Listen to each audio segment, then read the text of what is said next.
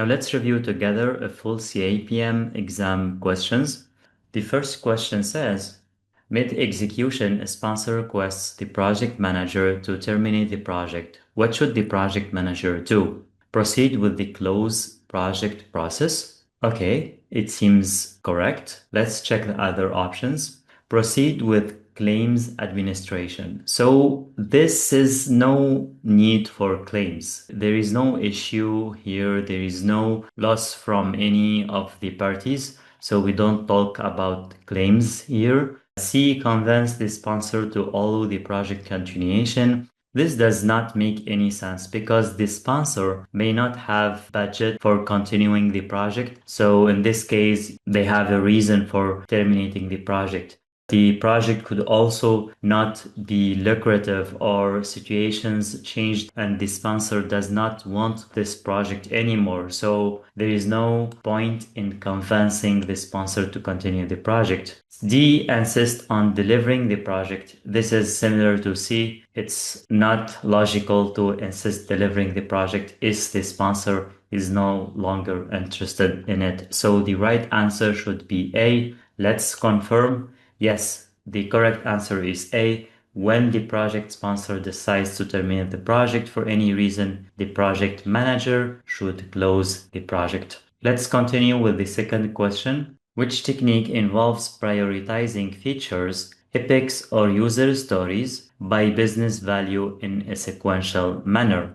Is it story slicing, use case diagram, story mapping, or user interface flow?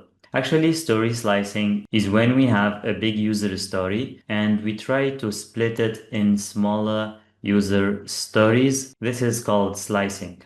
In our case, we are looking for a technique that involves prioritizing. So story slicing does not involve any prioritization. That's why A is wrong. Use case diagram is when we would like to clarify the interaction between different parts of a system. And we are not in such a situation. That's why B is not correct. C, story mapping. That's actually the right answer since story mapping involves prioritizing features, epics, or user stories. Story mapping also means that we have user stories and we try to organize the user stories and tasks related to the other user stories and features. That's why story mapping is the right answer. User interface flow is when we have interface and we try to define the flow in order to move from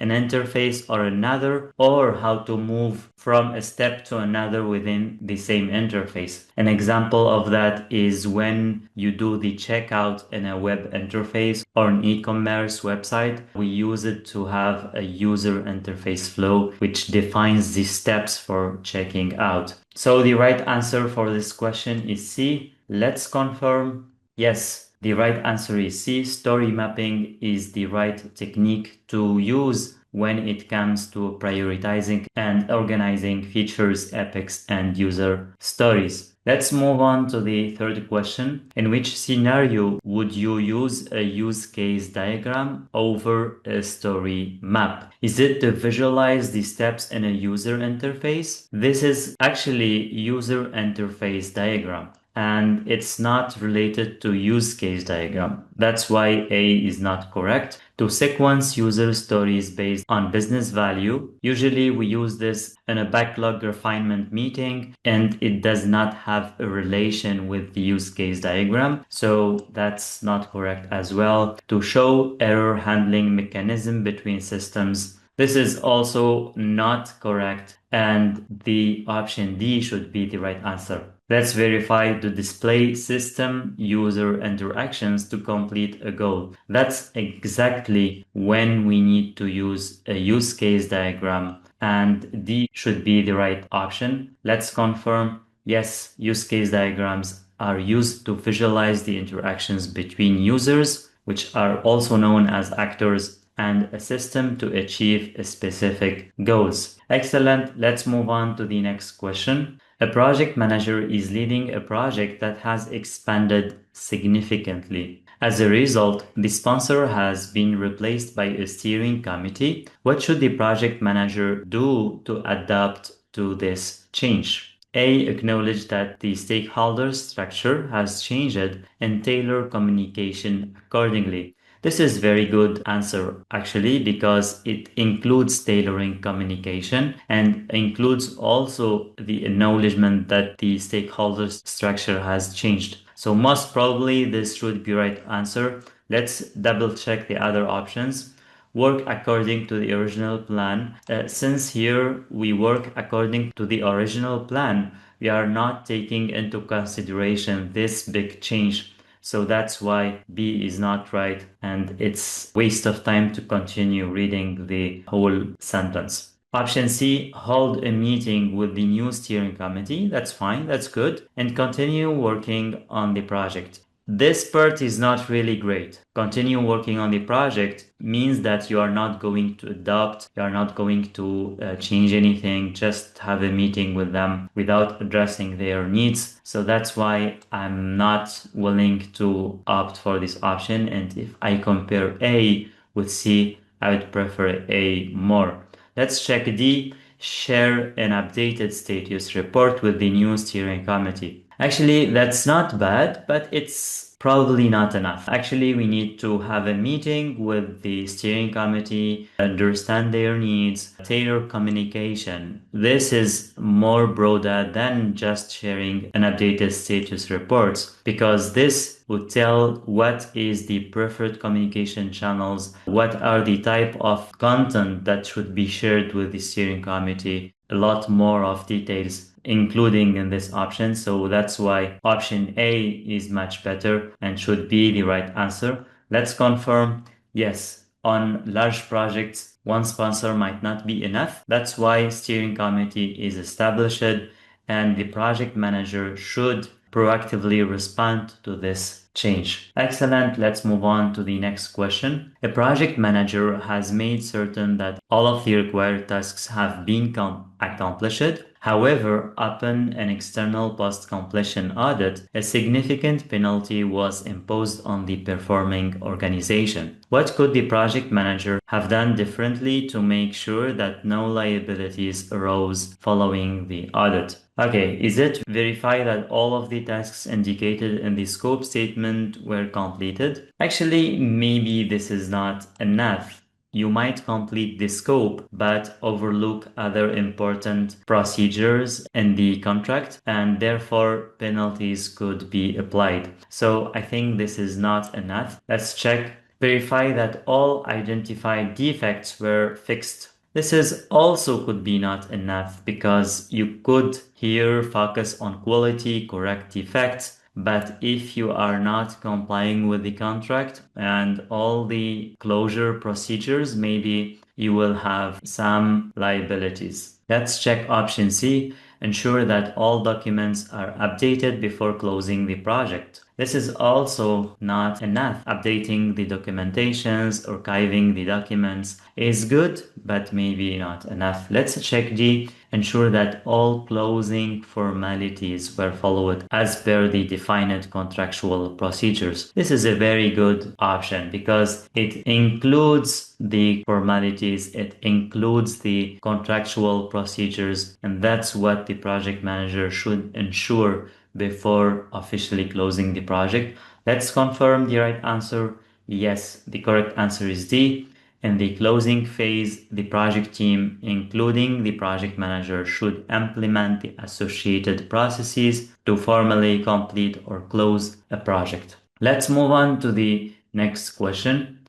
An organization is launching a project to create an innovative product. The details of the components of work packages have been defined and constraints for each component have been identified. Top management requested a precise cost estimate of the project. What estimate technique should the project manager use? Here we are in a phase where the work breakdown structure, which is the WBS, is already established, which means that we have this breakdown structure with all the activities, all the tasks and the top management asked for estimation. And this estimation should be precise, which is among these options the most precise estimation technique. Is it top-down? Actually not, because top-down is using analogous in order to estimate the project from a high-level perspective. So it's not really accurate. So top-down and analogous are not right options. And the right option should be bottom up, which is estimating these activities from the bottom and up to the project, which means that we are going to get a precise estimate because we are precising each activity of the project. So let's confirm the right answer. Yes, as you can see, the right answer is C, and this is an example for a software project. Let's remove here the drawings. We can see here that we are estimating the landing page cost, the web page, and if we sum up this, we come up with the front-end planning cost. Same for the backend, same for the user interface in order to get the whole estimate for the project. So that's why the answer C is the best answer for this question. Let's move on to the next question. A project manager is facing a market opportunity. How should the project manager categorize an opportunity? We know that when it comes to risk, we have two types of risks. We have positive risks and negative risks. And positive risks are called opportunities and negative risks are called threats. Therefore, here the project manager should categorize opportunities as positive risk, and the right answer should be B here. Let's confirm. Yes, B is the right answer. Positive risks represent potential events or conditions that could benefit the project if they occur. Let's move on to the next question. After facing multiple quality issues, the project manager decided to identify top priority defects by applying the 80-20 rule, which is also known as Pareto chart. What should the project manager do next? But first here, let's remind ourselves about the Pareto chart by giving this example. The Pareto chart actually tries first to identify all defects or all issues and then find out the frequency of these issues. Why is that? Because if you find out the frequency, you will be able to tackle these most priority issues, which are 20% of all the issues. Therefore, you could fix 80% of the effects.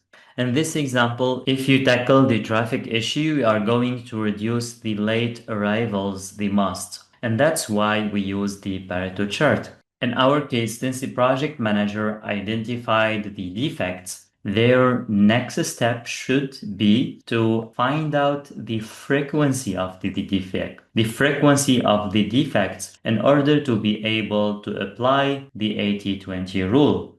It's not about the impact, it's not about the urgency, it's not about the cause of each quality. All this could be done using different methods or could be used after applying the 80-20 rule. When it comes to the 80-20 rule, you need to find out the different defects and also find out their frequency. Let's confirm. Yes, the right answer is B. A Pareto diagram is a histogram that ranks issues from the ones with the highest frequency to the ones with the lowest frequency. Let's move on to the next question. A project manager is associating the project's financial status by calculating the difference between the earned value and actual cost. What is the project manager calculating? Actually, here, when we are using a subtraction between the earned value and the actual cost, we are talking about a variance. We are not talking about an index. An index is a division equation, and therefore A is wrong, and the only option we have about variance is cost variance here, which is the right answer since it's the difference between the earned value and the actual cost. Let's confirm. Yes, the right answer is B. Let's move on to the next question. What is the primary purpose of project governance? To manage team performance and assign tasks, or to define the project schedule and cost baseline, or to provide structure, oversight, and decision making for the project, or to control procurement and vendor contracts. Actually, the project governance is mostly related to decision making and structure. So that's why the right answer should be here C. Let's confirm.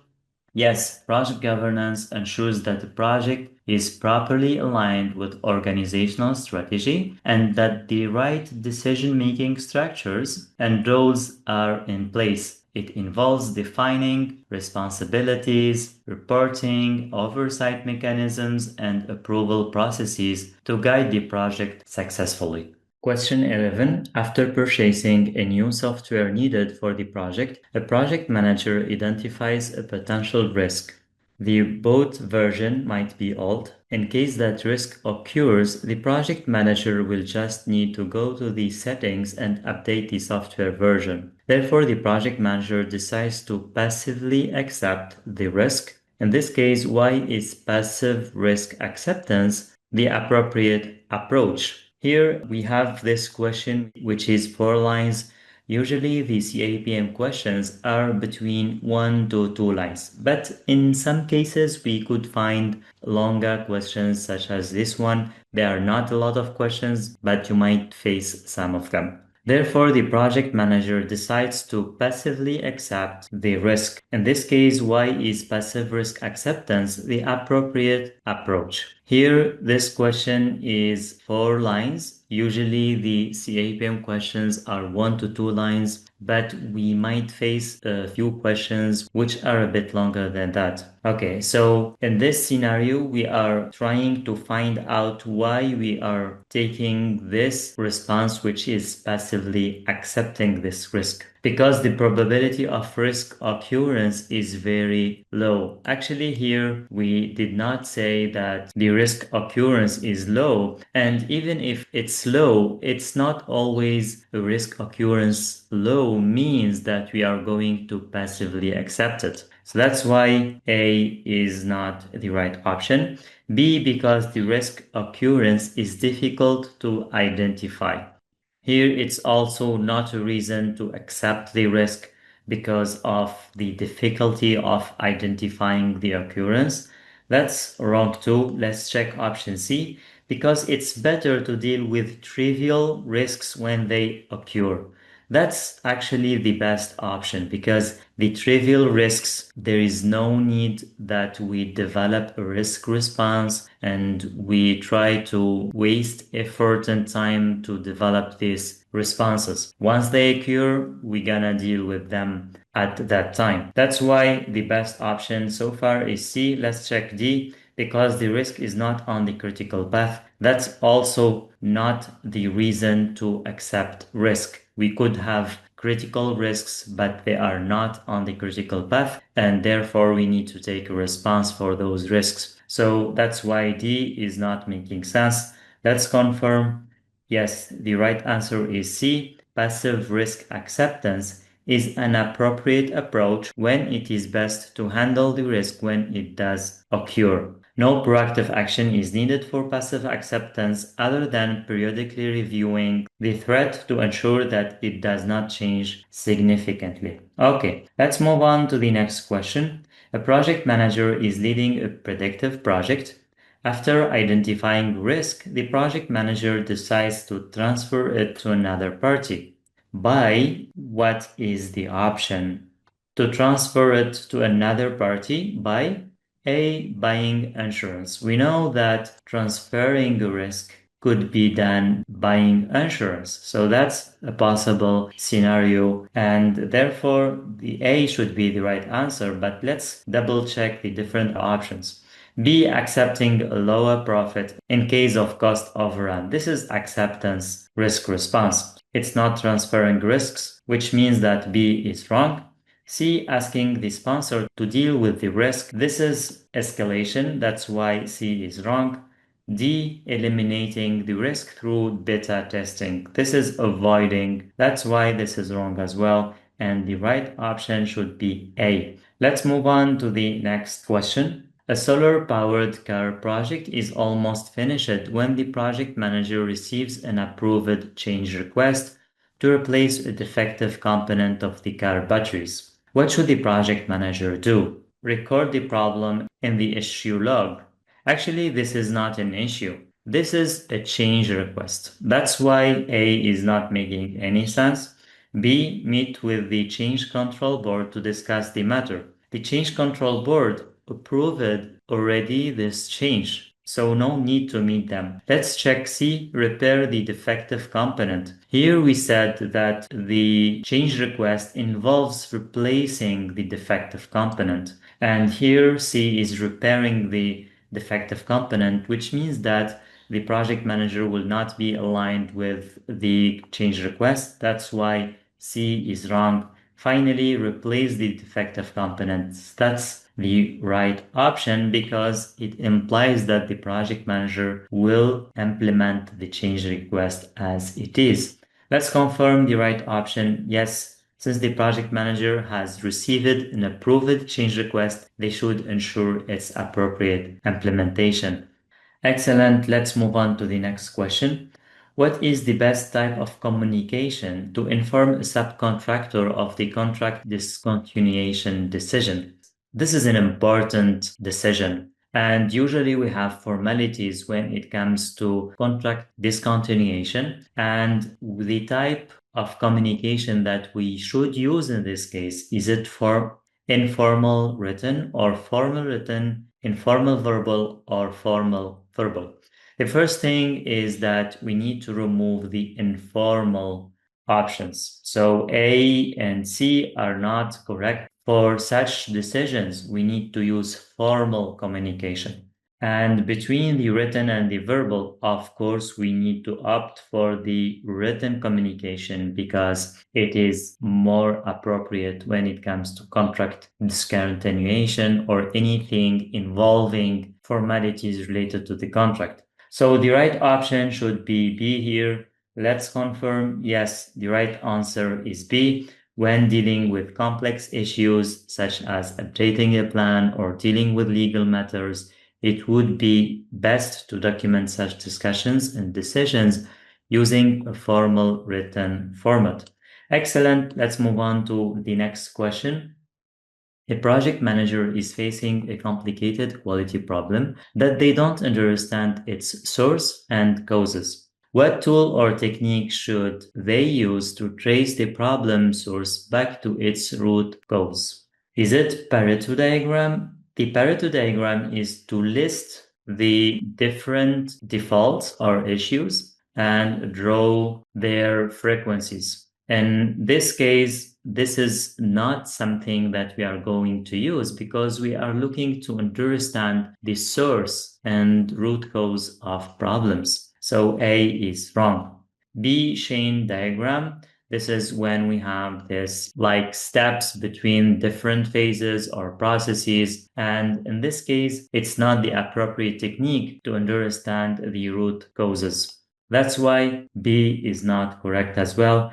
Scatter diagram. The scatter diagram is when we would like to understand the relationship between two parameters. We have here one parameter x and here y, and we try to draw the different values when we modify one parameter or the other and try to find any kind of relationship. This is the scatter diagram, and it's not really the technique that we need to use in order to find the root cause of the problem. That's why C is not the right option. D, the YY diagram. This is the correct answer. The YY is also known as the fishbone diagram, and in which we define the root causes of a problem, the different reasons that lead to this problem. So the right answer should be D here. Let's confirm. Yes, the YY diagram, which is also known as the cause and effect diagram, fishbone diagram, or Ishikawa diagram, helps determining the primary or root causes of the problem by breaking down the causes of the issue into distinct branches. Excellent. Let's move on to the next question. An organization in need of accounting software conducts a make or buy analysis. The organization decided to go for the in-house development since the analysis shows a payback period of fewer than 3 years. However, when acquiring resources, the project manager finds out that the developer's rate included in the make or buy analysis is only half the current rate in the market. What should the project manager do first? Here we have a problem. We did a make or buy analysis, and based on that, we went for in-house development. But later on, we found that the developer's rate is higher than what is in the make or buy analysis. What should we do first? Is it submitting a change request or informing the sponsor about the findings or nothing? And as long as the SPI and CPI are on track, or update the make or buy analysis report. So here, if we check option by option, we find that what we need to do first is to inform the sponsor about the findings. This is the first thing that the project manager should do. And the other options could be even later. For instance, if the sponsor is okay with this impacting change, then we could submit a change request and increase the budget, for example, if the sponsor is ready to increase the budget. If the sponsor decides to terminate the project, then the project manager should terminate the project. So the first thing is to inform the sponsor.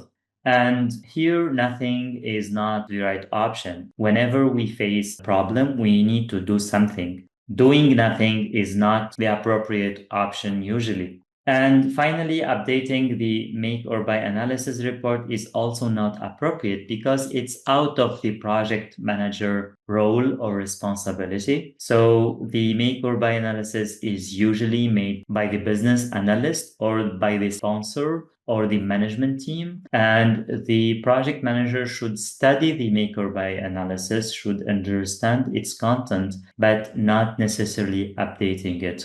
If the sponsor requests from the project manager to update it, then that's fine. But the project manager should not update the make or buy analysis by themselves.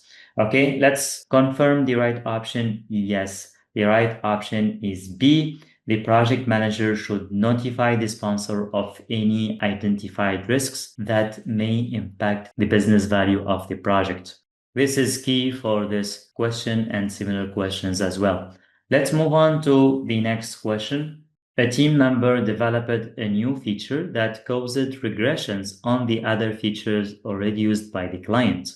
Regressions means that functionality that is usually working fine, and when we introduce it a new functionality, these functionalities that are used to work fine are no longer working. That's what it means, regressions. So what we should do here in this case, what should the project manager do? Here we have three right options.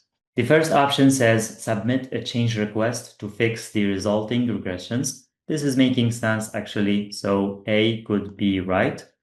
B, inform the concerned stakeholders about the regressions, their impact, and the proposed solutions. This is also seems right. C, set up a lessons learned meeting to avoid similar issues in the future. This is also seems right.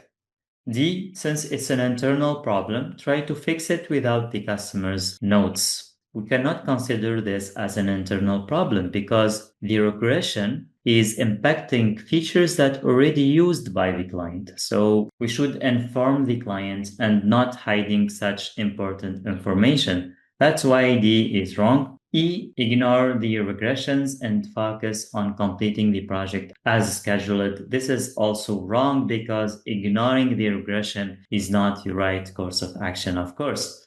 So the right answer should be A, B, C. Excellent. That's what the project manager should do after this incident. Let's move on to the next question. An organization recently transitioned to the agile approach. However, the project team members always wait for the project manager to assign them work. How can the project manager help their team be self-organized? A, take a few weeks off to force the team to act on their own. Do you think this is the right option to force the team Of course not. So A is not the right option. B, mentor the team on how to make their own decisions. That's excellent option actually. C, ensure that the team includes different functional expertise. Means that the team is cross-functional and it's not really related to the problem, because the problem is that we want the team members to be self-organized and to take responsibility and take ownership. So that's why C is not related and wrong here. D, support the team by removing encountered impediments. This is also not related to the problem on hand. It's not about helping the team make their own decision. That's why D is not correct. The right answer should be B. That's excellent. The project manager needs to mentor their team and empowering them to pick up their own tasks without waiting for assignments. Excellent. Let's move on to the next question. A project manager is assigned to lead a large project with a cost variance of 40,000 US dollars. This is the cost variance, which is negative value, which means that the project is witnessing a cost overrun, an actual cost of 200,000 US dollars and a planned value of 140,000 US dollars. Based on these numbers, how much is the project's earned value? We know that the cost variance equals the earned value minus the actual cost. Therefore, the earned value equals cost variance plus actual cost. And this is minus 40K and this is 2000K, which means that the earned value is 160K, okay? Among these options, this is the 160K, which means that the right option is B. Let's confirm. Yes, excellent. The correct answer is B because of a simple calculation. Keep in mind that in the CAPM questions, we might face calculation questions, but with applying a simple formula. And this is a sample of questions that you might face. Let's move on to the next question. The project manager resorts to management reserve to handle which type of risk? Known unknowns, known unknowns, business risks, or pure risks? Let's review the theory behind known unknowns and known unknowns. Actually, the risk could be either identified or not identified. If they are identified, we apply the risk response that we have already established during the planning phase. And when they happen, we use the contingency reserve. And in case that the risks are not identified, when they happen, we do workarounds and we use the management reserve. So this is the sum up of what we could do when we face a risk, whether it's identified or not identified. In this question, the known unknowns are known as identified risks, and the unknown unknowns are not identified risks. Therefore, the right option here, we use management reserve for the not identified risks, which are unknown unknowns. Okay, let's confirm the right answer. Excellent. The right answer is A. Management reserve is used to deal with unidentified risks, also known as unknown unknowns. Unknown means not identified. Unknowns here means risks.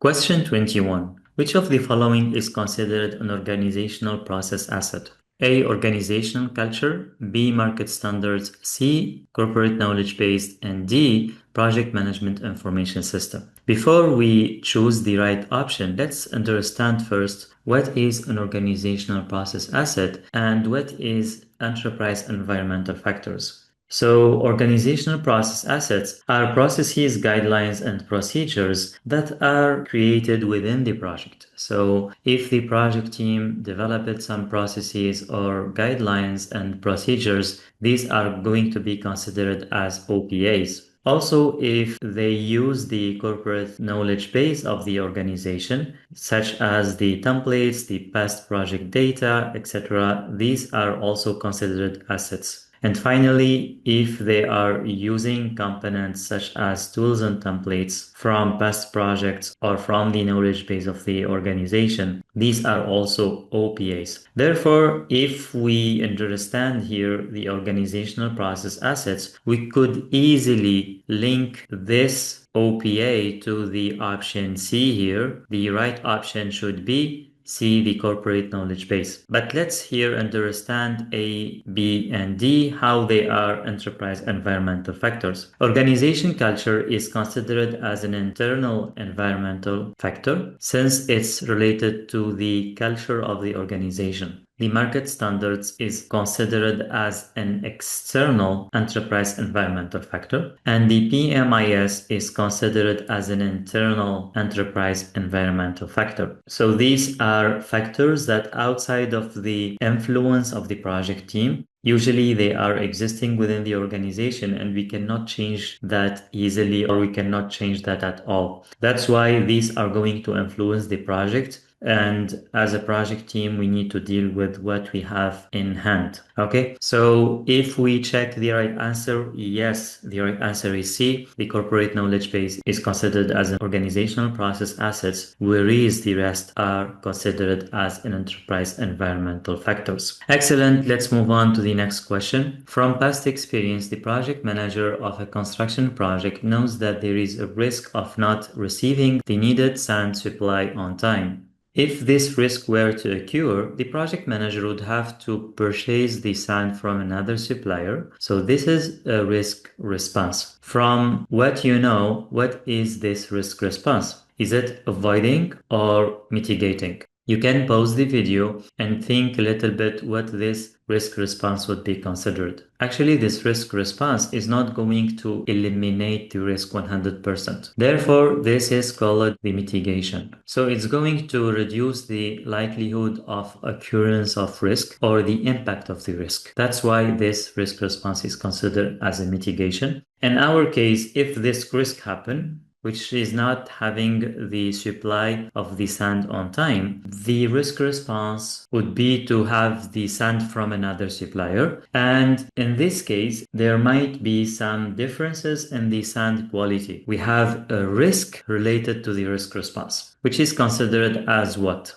A, residual. This is a no, because we know that residual risks is when we have remaining risks when we implement the original risk response. In our case, which is purchasing the sand quality, and the residual risks in this case is still having delay in the supply. So this is what is residual risks. The secondary risk, on the other hand, is another risk which is incurred because of the risk response. And in our case, we're gonna have another problem, which is the sand quality. And this is exactly the definition of having a secondary risk. C, compliance risk. We don't have anything with the name of compliance risk, and primary risk is also made up term. Therefore, the right answer should be B. Excellent. Let's move on to the next question. Which of the following is an example of an appraisal cost in the context of quality management? We have four options. We have the testing services, training and mentoring, complaint handling, and troubleshooting errors and defects. Let's understand first what are the different costs when it comes to quality management. And here we have two types of costs: the cost of conformance and the cost of non-conformance. The cost of conformance is during the project to avoid failure,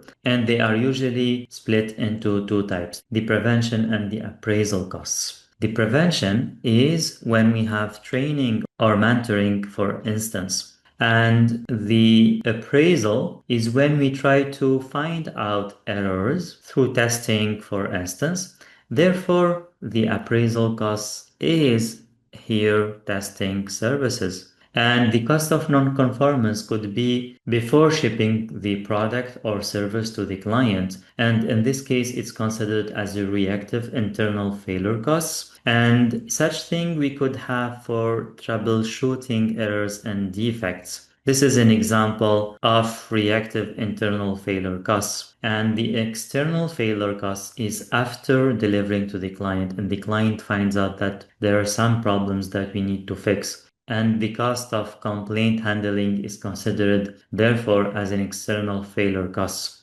To conclude, the response to this question is A. Testing services is considered as an appraisal cost. Let's confirm. Yes, the right answer is A. Let's move forward to the next question. Which of the following refers to the start to finish time required to develop potentially shippable product increment? Here we need to be careful. Start to time means that the time that we start to work on the potentially shippable product increment until we finish working on it. So the lead time is not really start to finish. It's the time from when we created the task. So not when we start working on the task. And here, if we have an explanation between lead time and cycle time, here lead time when the task is created. However, in our case, we have here started, so lead time is not the right answer. Cycle time is the correct answer because cycle time is the time that we spend working actually on the task. Ideal time is not the right response to this question since it refers to the time that the developer or the engineer works on a task without any interruptions or without doing some operational stuff like checking emails or having meetings. And usually the ideal time could be split into ideal hours or ideal days. So if we are estimating activities or small tasks, then we measure them by ideal hours. But if we are estimating user stories, we sometimes use ideal days. Okay. Work time is a general term about what the time for a developer or engineer to work on during the work day or during the month. So it's not relevant here. And let's check the right answer. Yes. Cycle time is the right answer.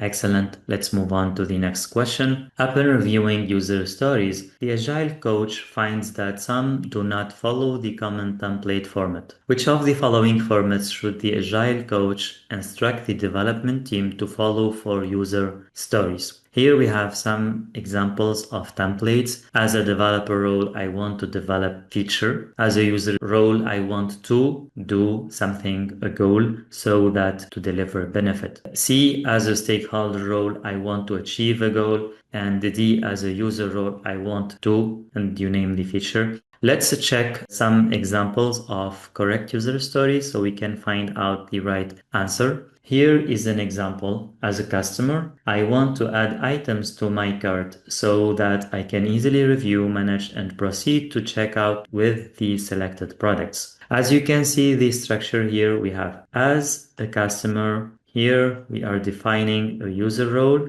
I want to add items to my cart. So this is the goal, adding items to the cart so that I can easily review and we showcase here the benefit. Same structure here as an admin. I want to moderate product reviews so that I can ensure their compliance with our guidelines before they go live. The right option should be here. Let's confirm. Yes, excellent. Let's move on to the next question. During the solution evaluation phase, a business analyst realizes that the implemented solution is underperforming and not meeting the expected business value. What actions should the business analyst take to assess and address the issue? Select two. Here we need to select two options. Let's check them one by one. A. Review stakeholder engagement plans. Okay, here we have a problem which is related to underperforming, and we have a problem in the implemented solution.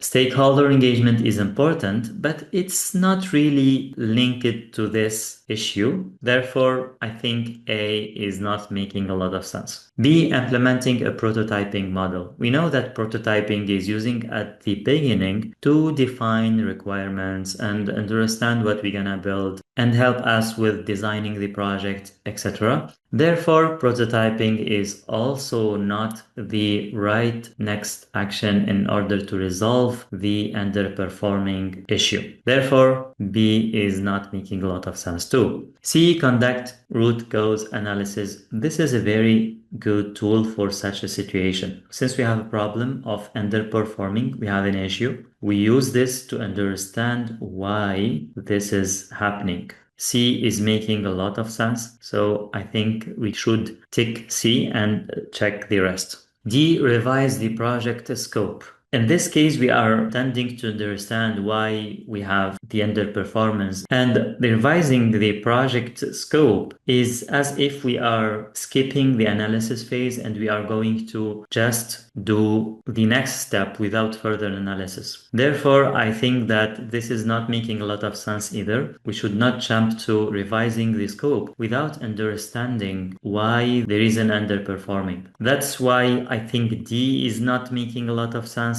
Let's check E and compare them to each other and confirm whether E should be the right answer or not. E says perform cost benefit analysis. Here we are in evaluation phase and we are going to analyze and assess the cost benefit analysis in order to understand why we are having underperformance. It makes a lot of sense. Therefore, E is much better than D. And once you conduct C and E, if you decide to revise the project scope, you could also develop another prototype and also engage stakeholders that could help in shaping the new scope. Therefore, the first steps that you need to perform in order to assess the situation here is C and E, root cause analysis and cost benefit analysis. Yes, that's exactly what you should do. Let's move on to the next question. The following chart was presented during a retrospective meeting. Which of the following statement is true regarding this chart?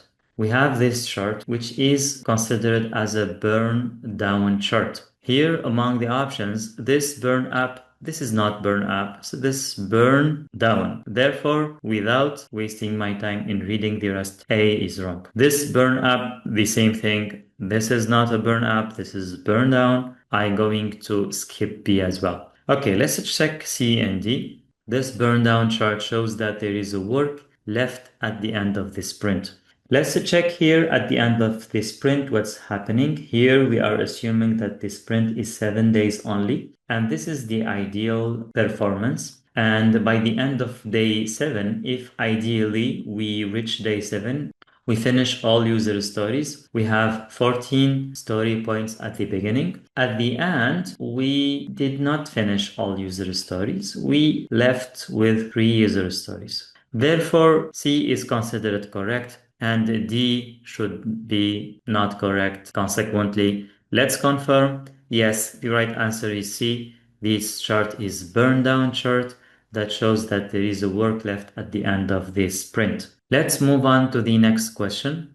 A project manager is facing some challenges because of a key stakeholder. The project manager collaborated with this stakeholder in previous projects where the latter frequently changed her requirements and created trouble whenever those requirements were not met. So to understand the situation, this stakeholder usually changed their requirements mid-projects. And consequently, how should the project manager deal with this issue? A. Adopt an agile approach.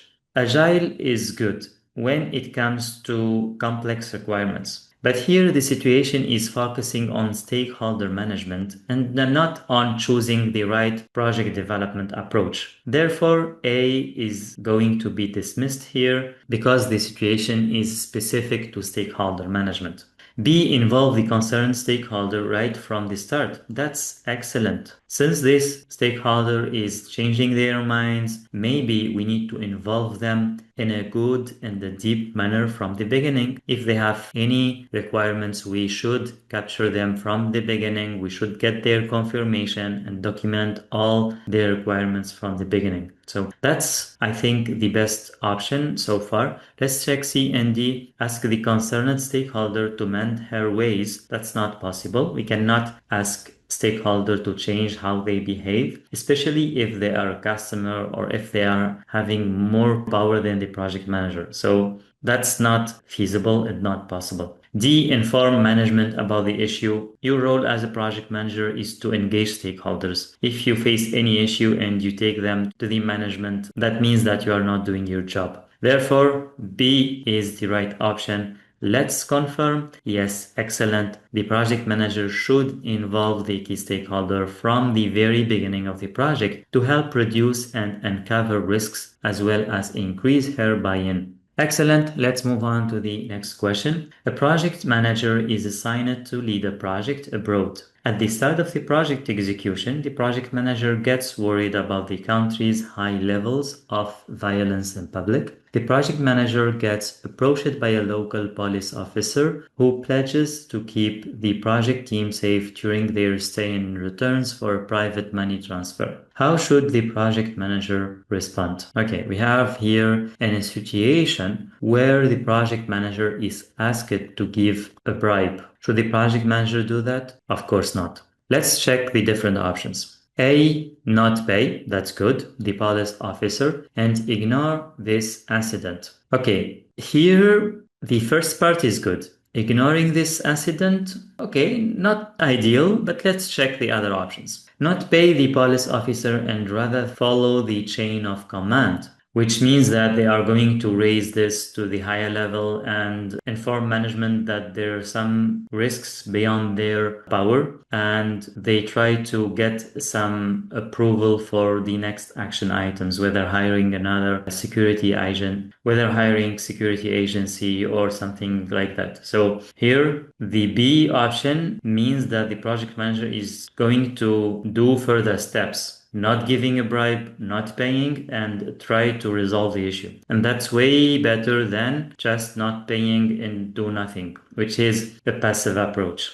So B is much more better. C, pay the police officer. This is not good. I'm not going to complete reading. So here paying is not considered as good or ethical option. And D, pay through a third party considering how suspicious the situation is. This is the same thing, whether involving a third party or giving directly. This is also remains the same ethical problem. You can check the PMI's code of conduct, read it. It's a short document, a few pages that has a guideline on how to deal with such situations. Let's check. Yes, the correct answer is that the project manager should not pay and should follow the chain of command and solicit their support in providing security to the project team. All right, let's move on to the next question. During a meeting, a team member asks the project manager if there is really a difference between precision and accuracy. How should the project manager reply? Let's understand the differences between precision and accuracy through this figure. High precision and accuracy looks like that, whereas high accuracy and low precision looks something like this. Low accuracy, high precision looks like that, and low accuracy, low precision is looking like that, which means that the values are dispersed across different areas. No accuracy, no precision at all. So based on that, we understand that here high precision, the precision is the exactness. So these values are hitting the exact same area, but they are not correct. Therefore, the accuracy is about correctness and precision is about exactness. So if we can see here, we have low precision here, but high correctness, but low exactness. Therefore, if I check options A, B, C, and D, I think the right options should be here. Accuracy measures correctness, while precision measures exactness, which means that the right option is option C here. Let's confirm. Yes, option C is the right option. Accuracy describes how close a measurement is to an accepted value. Precision describes the statistical variability of produced measurement. It can be far off the accepted value. Okay? Question 31. What is a user story? Is it a story that refers to the ideal user for your project? We know that a project could have many users. Is a user story refer to the ideal user? Of course not. Let's check B then. A day in the end user life. It also does not describe what is the day in the end user's life. B is also not making any sense. C, a small granular unit of work that brings added value to the customer. This is exactly the definition of a user story in an agile project. And D, a collection of all the requirements. The collection of all requirements is considered as a scope. It's not considered as a user story. The right answer then should be C in our case. Let's confirm. Yes, a user story is a brief description of deliverable value for a specific user. User story is not a narrative story about users, it's rather a small granular work unit. Let's move on to the next question. What is the primary benefit of focus groups during requirements elicitation? Does focus group primarily aim to enable direct feedback from customers or provide anonymous feedback? Here, anonymous feedback is not correct because usually for focus groups, we foster discussions and we foster exchanging ideas. So it will not be anonymous. It's not a voting technique. Therefore, B is not correct. Serve to finalize design decisions. It's also not effective in finalizing design decisions. Focus groups is rather effective at the beginning to collect information, collect feedback, try to discuss different ideas, and therefore C is not correct. Offer documented responses from stakeholders. Focus groups is also not intended to document responses from stakeholders. Its purpose is not for documentation. Its purpose is for gathering feedback, collecting feedback from different stakeholders. That's why A is here the best option. That's excellent. Let's move on to the next question. An agile project manager is leading a software project using the Scrum framework. While the team implements user stories during the sprint, what should the product owner do? Let's check here the different options. A. Add more tasks for the team so they can deliver more value. Here during the sprint, the team will focus on implementing the user stories for that particular sprint. So adding more user stories is not a good practice. Therefore, A is not making any sense. Let's check B. Let the team do their work and respond to any questions they might have. That's excellent. So here, the product owner will just listen and wait for feedback from the team. If they have any questions or concerns, they raise it to the product owner and they should be available to respond to their questions. B is a good option. Let's double check C and D to verify. C. Protect the team from interruptions and facilitate discussions. Guess who holds this role of protecting the team from interruptions? It's the Scrum Master, not the product owner. That's why C is not correct here. D. Monitor the sprint progress and extend its duration if the team cannot complete the assigned work on time.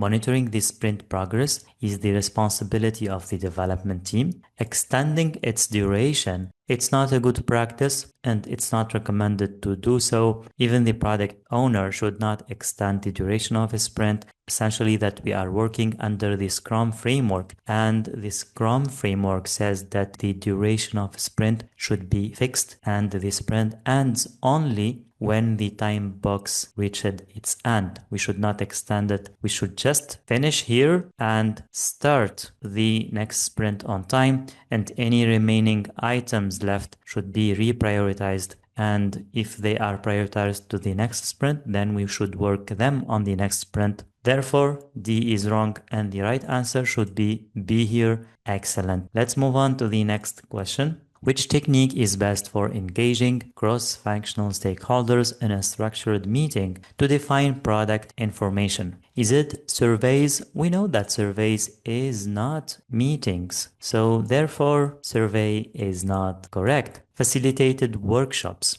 We know that workshops are structured and we know that they are meeting, and during workshops we could define product information. So workshop could be correct option. Let's check the other options too. Observation is usually not structured meetings. Focus groups also usually are not structured meetings. Therefore, B is the right answer. Excellent. Let's move on to the next question. What is the primary benefit of a traceability matrix in managing scope creep? A, it tracks the financials of the project. Actually, the traceability matrix is used for tracing the scope and requirements. Therefore, it doesn't have a direct relation with financials. So we could say that A is not really the best option here. Let's check B. It records all stakeholder decisions. We know that traceability metrics is related to scope. We could have some decisions, but I don't think that it's essentially used for recording decisions. That's why I am having some doubts here. Let's check the other options. It manages team assignments effectively. Team assignments are usually in the RACI matrix: responsible, accountable, consulted, and informed. Therefore, traceability metrics is not the best option here either. D, it ensures that only approved requirements are incorporated into the solution. That's exactly the right answer. The traceability matrix will include all the functionalities and features and requirements that are approved and documented and are then matched with the official scope. Therefore, D is the right answer. Let's double check. Yes, excellent. The correct answer is D. Let's move on to the next question. Which of the following is a risk quantification method? Decision tree analysis, histogram analysis, cost benefit analysis, or benchmarking. All right, here we have this histogram analysis, which is doing like analysis of different data and have a graph like this one. And it's not really a risk quantification method. We could eliminate B easily. C, cost benefit analysis, is usually used for projects, and we do the ROI for projects. We do the financial and non-financial benefits of the project and try to measure that and do the comparison with how much this project is costing and try to assess the value. Here it's not really considered as a risk quantification method.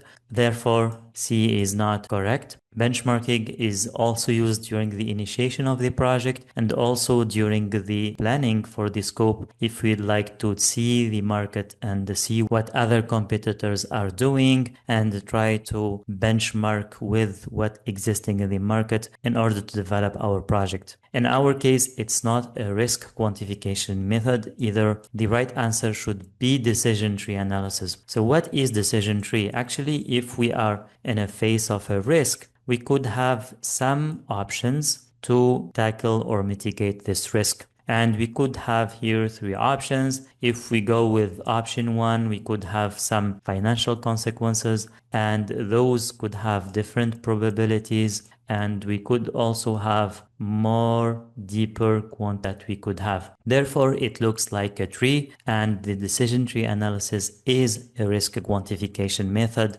and it should be the right answer here. Let's confirm. Yes, excellent. The correct answer is A. Let's move on to the next question. What is the primary focus of the measurement performance domain?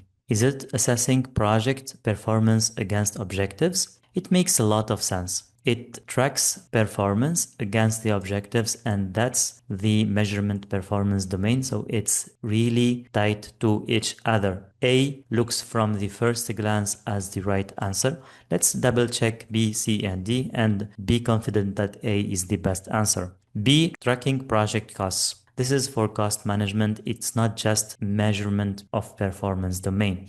C, ensuring project timelines are met. This is for the planning schedule and not just for measuring the performance. And D, managing stakeholder communication. This is for stakeholder management, and therefore it's not really linked to measurement performance. And as a conclusion, we could safely say that A is the best option and the right option. Let's move on to the next question. All of the following are values of the Agile Manifesto except for, let's check the different options. Individuals and interactions over processes and tools. This is a value from the Agile Manifesto. Then this is correct. Working software over comprehensive documentation. This is also correct. Customer collaboration over contract negotiation. This is also correct. And finally, following an iteration over following a plan.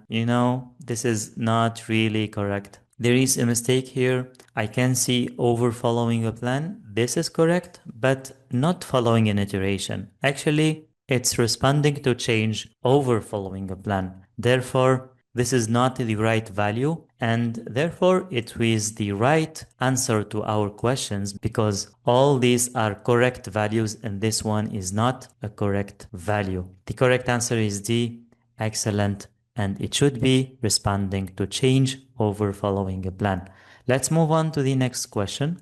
In adaptive life cycles, how is the scope of deliverables typically managed? Is it defined at the beginning of the project?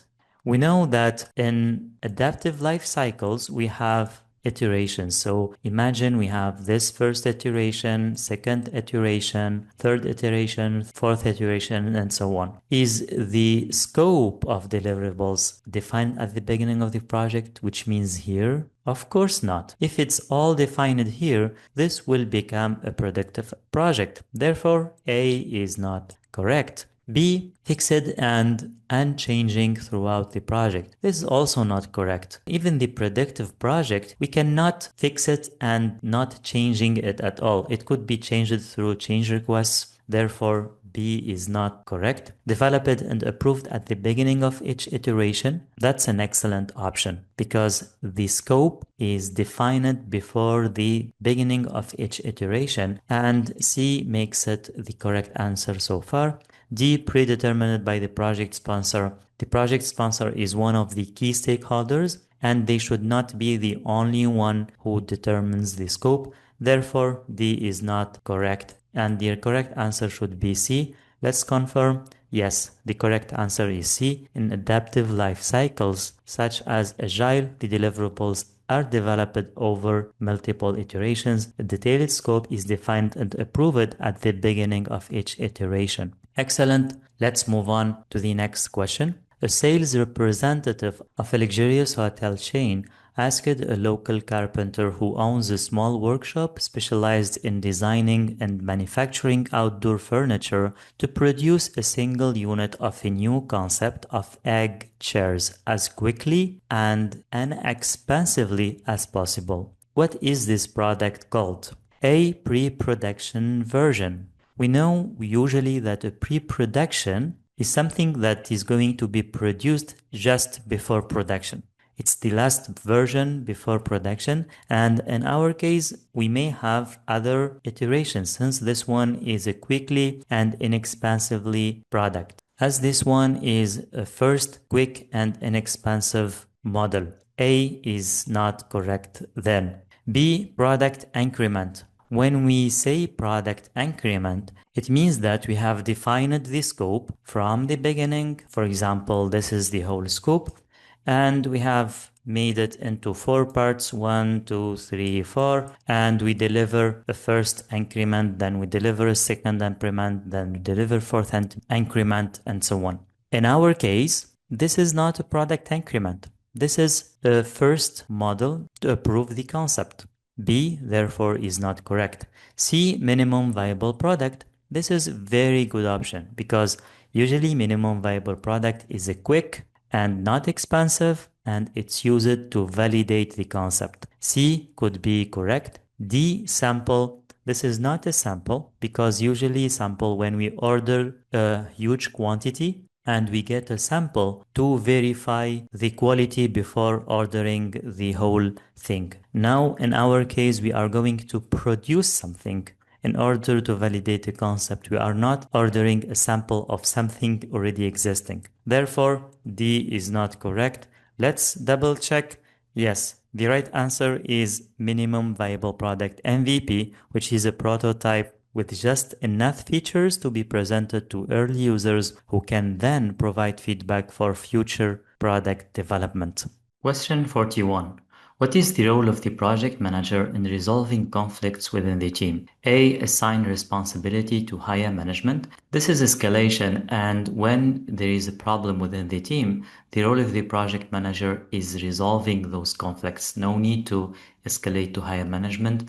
Therefore, A is not making any sense. B, focus on past conflicts for reference. If you focus on past conflicts, what about the conflict on hand? Actually, this is not very attractive as an option. Let's check C and D. Avoid confronting conflicts. If you avoid confronting conflicts, these conflicts will be bigger and bigger, and you might not be able to control them in the future. So avoiding them is not a good solution at all. D, focus on the issues and not the people. This is makes more sense. If you have a conflict or an issue on hand, do not blame people why you do this. It's your fault or it's that person's fault. You should not focus on people. Focus on the issues, how you resolve the issues from its root causes. Yes, D is the right answer.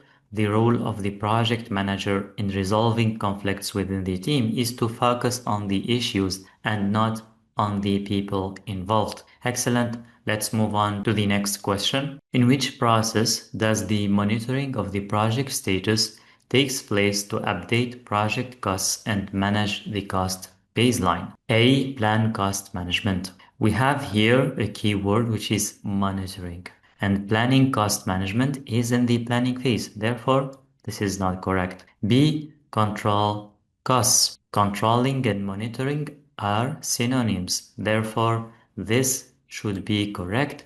Determine budget and estimate costs are both in the planning phase. Therefore, here the right answer should be B. Let's confirm. Yes, control costs is the process of monitoring and updating project costs while managing changes to the cost baseline. Excellent. Let's move on to the next question. A project manager is managing a web application project using the agile approach. During the first sprint, the team completed 4 tasks of 3, 5, 8, and 2 story points respectively. They also finished half 13 story points task. What is the velocity of the team? We know by the definition that velocity is the sum of all the story points of all completed user stories. Therefore, the velocity should be the sum of all these user stories, and the sum of these user stories is 18 story point.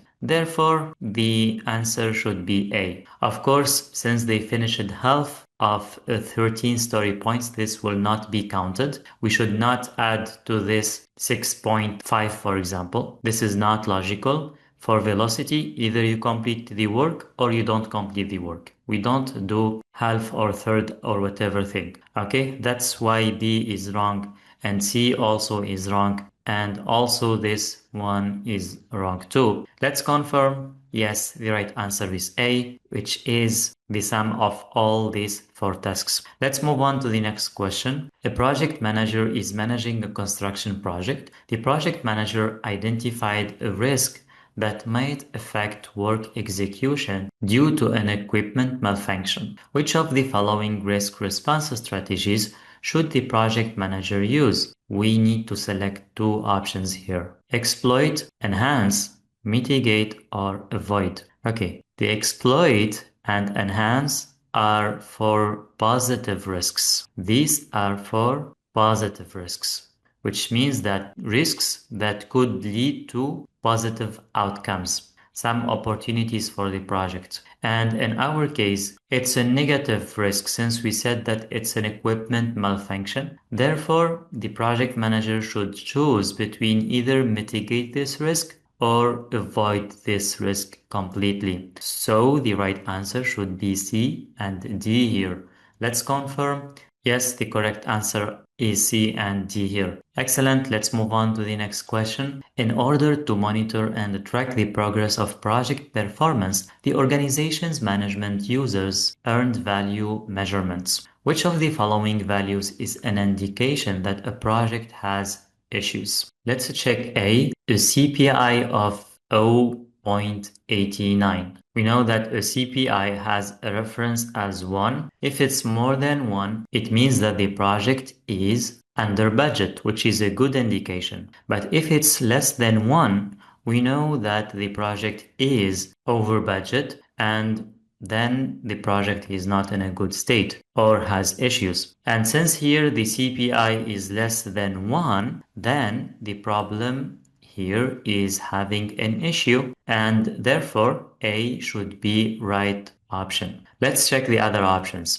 B, SPI of 0.99. This is very close to 1, which means that the project is on schedule. The schedule performance index. A cost performance index of 1.01, which is very close to 1, and it means that the project is on budget, and therefore there is no issues for both B and C. D, a budget at completion of 100,000 US dollars. This is not a performance indicator. This is just saying that the project is expected to spend 100,000 US dollars by its end. So it does not give any indication whether the project is behind or ahead of schedule or is under or over budget. Okay, the right answer should be A here. Let's confirm. Yes, the correct answer is A. A cost performance index CPI of less than 1 means that the project is over budget.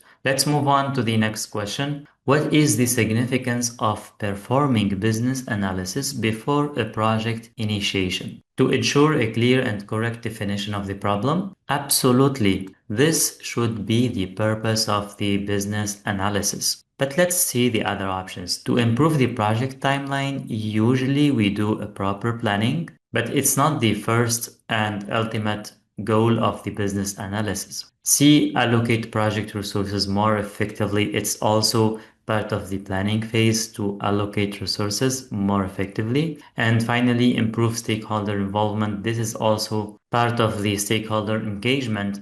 And when you do the planning, you try to come up with a stakeholder engagement plan that tries to improve the involvement of stakeholders. But here, the business analysis, its goal is to define the problem and come up with a proper business value and success criteria for the project. Therefore, A is the right answer. Let's confirm. Yes, business analysis is fundamentally about understanding the problem or opportunity the organization is facing. Okay, let's move on to the next question. During the planning phase of the project manager observed that several stakeholders were unsupportive, fearing job losses as a result of the project. What should the project manager do to address this issue? A. Disregard the project's unsupportive stakeholders. Here, usually when you see disregard, it's a wrong option. We usually don't disregard anything. So here, for the unsupportive stakeholders, we need to manage them appropriately and not disregarding them, okay? Therefore, A is wrong. B, use the autocratic leadership style to be able to lead the project. Does the autocratic will solve the problem? Of course not. Maybe it makes it even worse. In this case, you need to be more effective in your communication with these stakeholders and try to understand their needs, try to ensure them, etc. B is not a good option for sure. C, create an effective communication management plan and stakeholder engagement plan. That's a very good option. This is what you should do.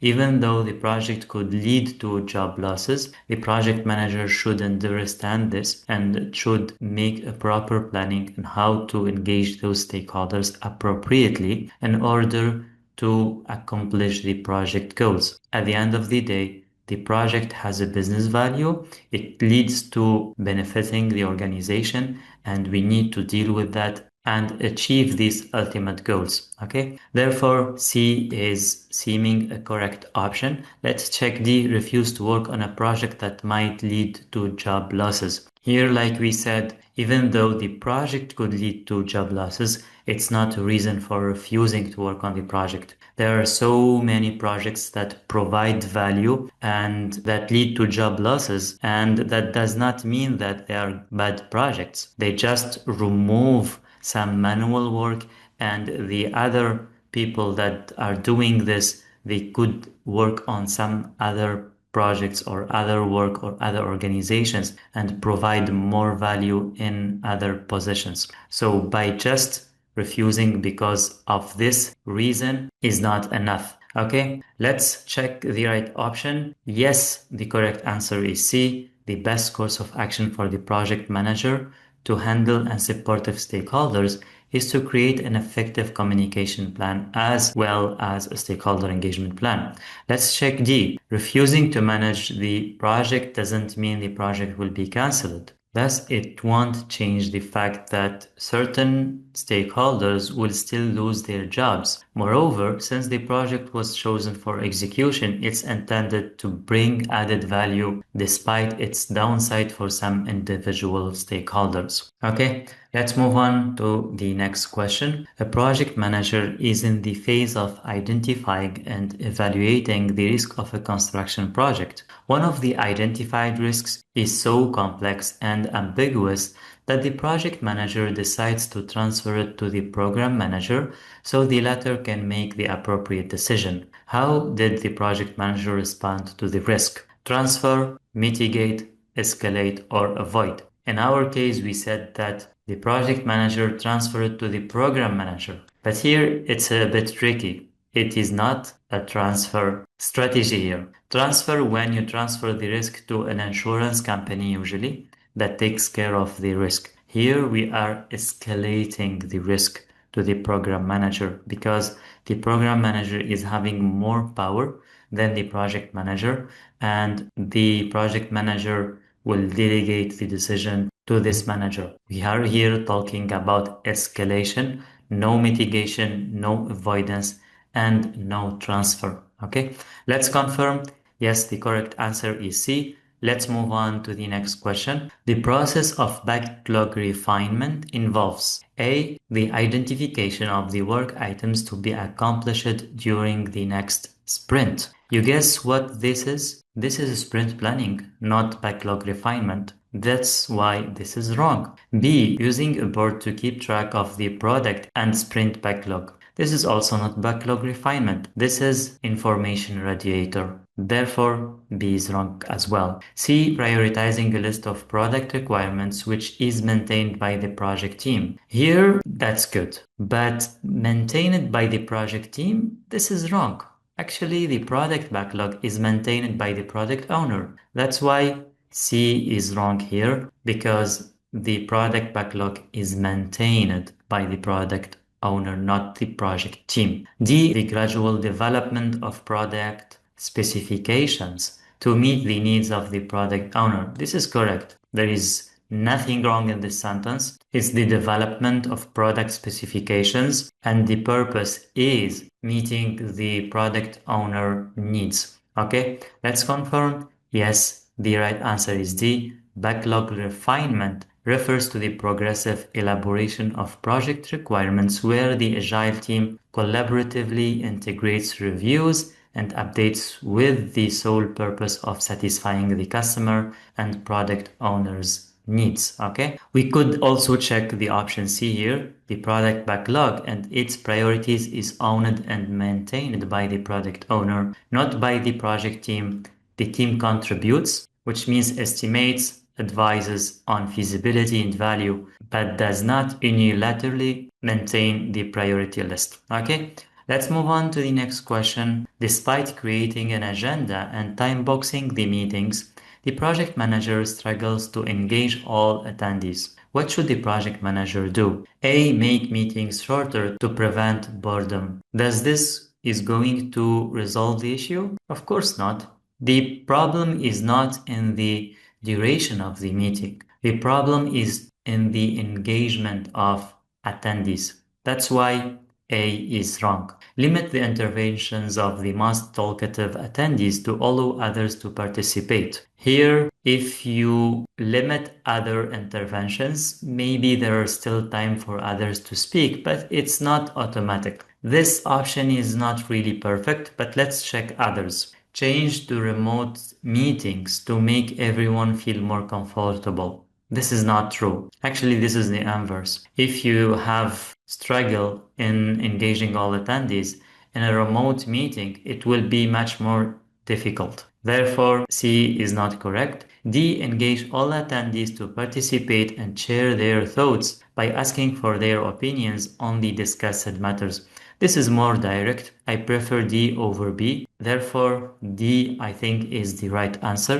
Let's confirm. Yes, as a facilitator, the project manager must ensure that all attendees take part in the meeting by encouraging them to share their ideas and opinions and engaging them in the discussed topics. Okay, let's check B here. Limiting the intervention of talkative participants will only result in more inactive attendees. Yeah, it's not really going to resolve the issue. Question 51. What is velocity? Is it a team's sprint by sprint progress rate, project execution speed, or team members' average capacity, or all of the above? Actually, A and B are related to release, burn up, or burn down chart, where we could check how much we have done for each of these sprints and compare them to each others, as well as a feature chart. We could also check how many features we have developed and how many features are remaining. Also, the cumulative flow diagram or the throughput charts are used to check the execution and the progress rate. But velocity is actually measures the team members' average capacity. That's it. Therefore, the right answer should be C and not all of these or A and B. Okay, let's check. Yes, the correct answer is C. Velocity refers to a Scrum development team's rate of delivering business value. An agile team's velocity is calculated by simply adding up the estimates or story points of all the features, user stories, requirements, or tasks successfully delivered by all team members during an iteration. Let's move on to the next question. A project manager is assigned to lead a project. During the project planning phase, the defined scope was approved by management and all stakeholders. During the execution of the project, two key stakeholders ask the project manager to change a particular part of the scope statement. What should the project manager do? We know that in a predictive project, if we have defined the baselines and we start the execution, any changes later on should go through the change management process. Let's check the different options and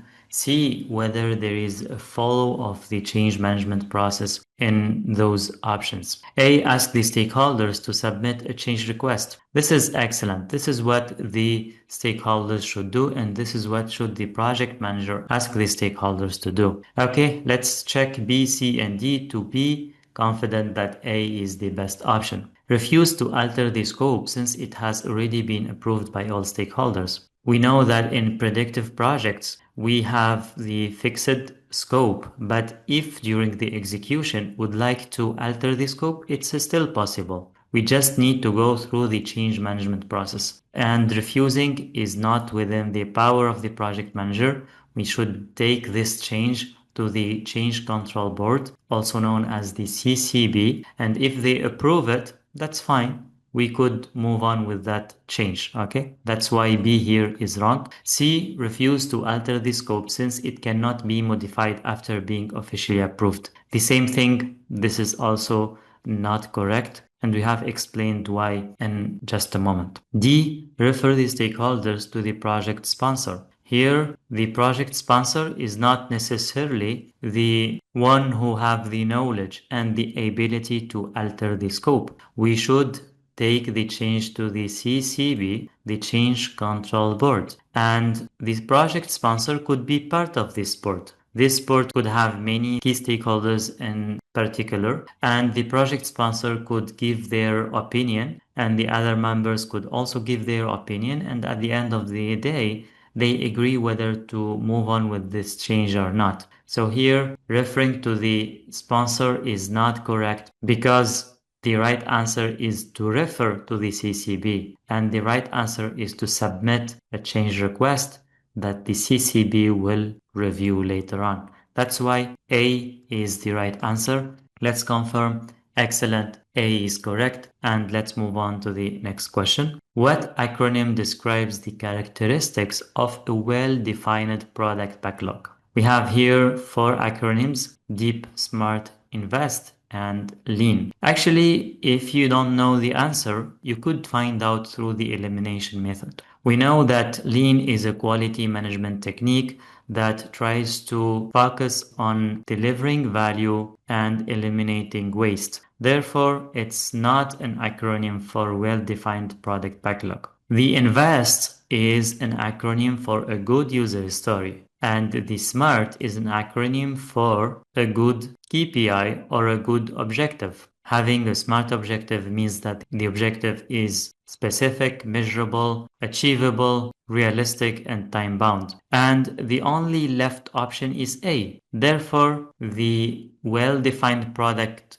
backlog should follow the DEEP acronym, which is the acronym for detailed appropriately. Items are sufficiently detailed for the stage they are in. Emergent, the backlog evolves as more is learned about the product. Estimable, items should be estimable, meaning the team can provide a rough idea of the effort required. And finally, prioritized, items are ranked into order of importance or business value. This is the characteristics of well-defined product backlog, and as you can see, the first letter here is D, E, E, and P. This is the DEEP acronym, okay? Excellent. Let's move on to the next question. A project involves a large number of stakeholders from various time zones. The project is facing delays due to disagreements on a schedule that accommodates everyone. To address this, the project manager has decided to focus solely on stakeholders within the same time zone. What should the project manager do next? Here,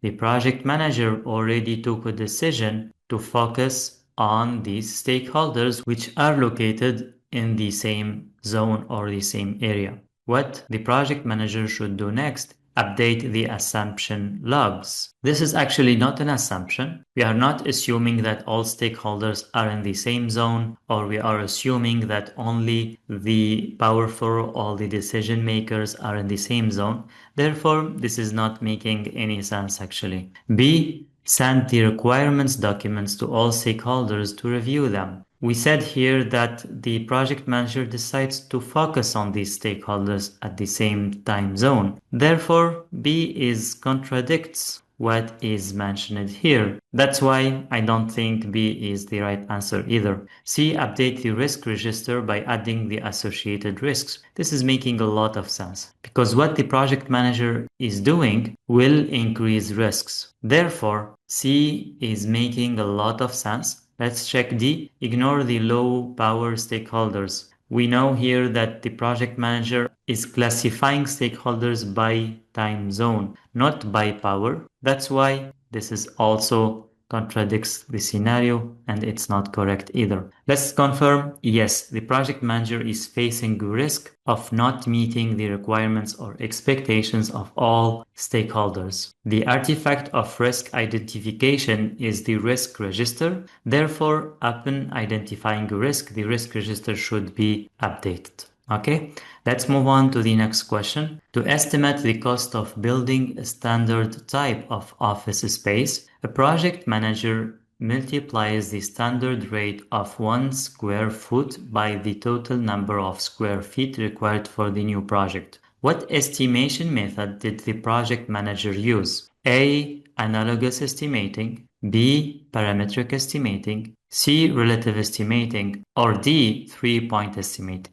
Okay, let's try to understand the scenario. We imagine here we have this office space, okay? And let's say the area is 100 meters square and the cost is X, for example, dollars. What we are going is to multiply the cost of this meter square multiplied by 100. And this is the definition of the parametric estimation. Because if we have 120 meters, we are going to multiply the additional 20 meters to the unit. And this is a parametric estimation. And the right answer should be B here. Analogous is if we compare this project to another project. We are not using units, okay? Relative is when we don't quantify exactly, such as using story points or t-shirt sizes. We don't quantify with exact numbers like in this case. And 3-point estimating when we use pessimistic, most likely, and optimistic estimates and we try to come up with the average. In our case, the right answer should be B. Let's check. Yes, parametric estimating calculates cost or duration by an algorithm that leverage historical data and project-specific parameters. Okay, let's move on to the next question. An approach to adaptive project estimation requires evaluating a user story based on uncertainty, size, and what other attributes. We know that for adaptive project, we have user stories that are estimated by story points and sometimes by ideal days. And in whatever case, we try to assess the uncertainty, size, and complexity of user stories. We don't usually focus on schedule, scope, or cost. We focus on their uncertainty, size, and complexity. And that's why for adaptive projects, we usually use the relative estimation technique, which is trying to compare a user story to another user story and try to think, is this user story similar to that? Is it more complex or less complex? And that's why here D is the right answer. Complexity reflects how challenging a user story is to implement. It includes technical difficulties, integration issues, and other factors that affect the effort required to complete the story. Okay, let's move on to the next question. What are the components the project team will use to define activities? We are here looking for inputs for the define activities process. Let's check A, schedule management plan. We know that define activities is the scheduling process. Therefore, A makes a lot of sense. B, scope baseline. Also the scope baseline, which includes the scope statement, WBS dictionary are all important inputs in order to define activities. That's why B is an essential component. C, enterprise environmental factors. These are going to influence our planning and they are considered as a constraints.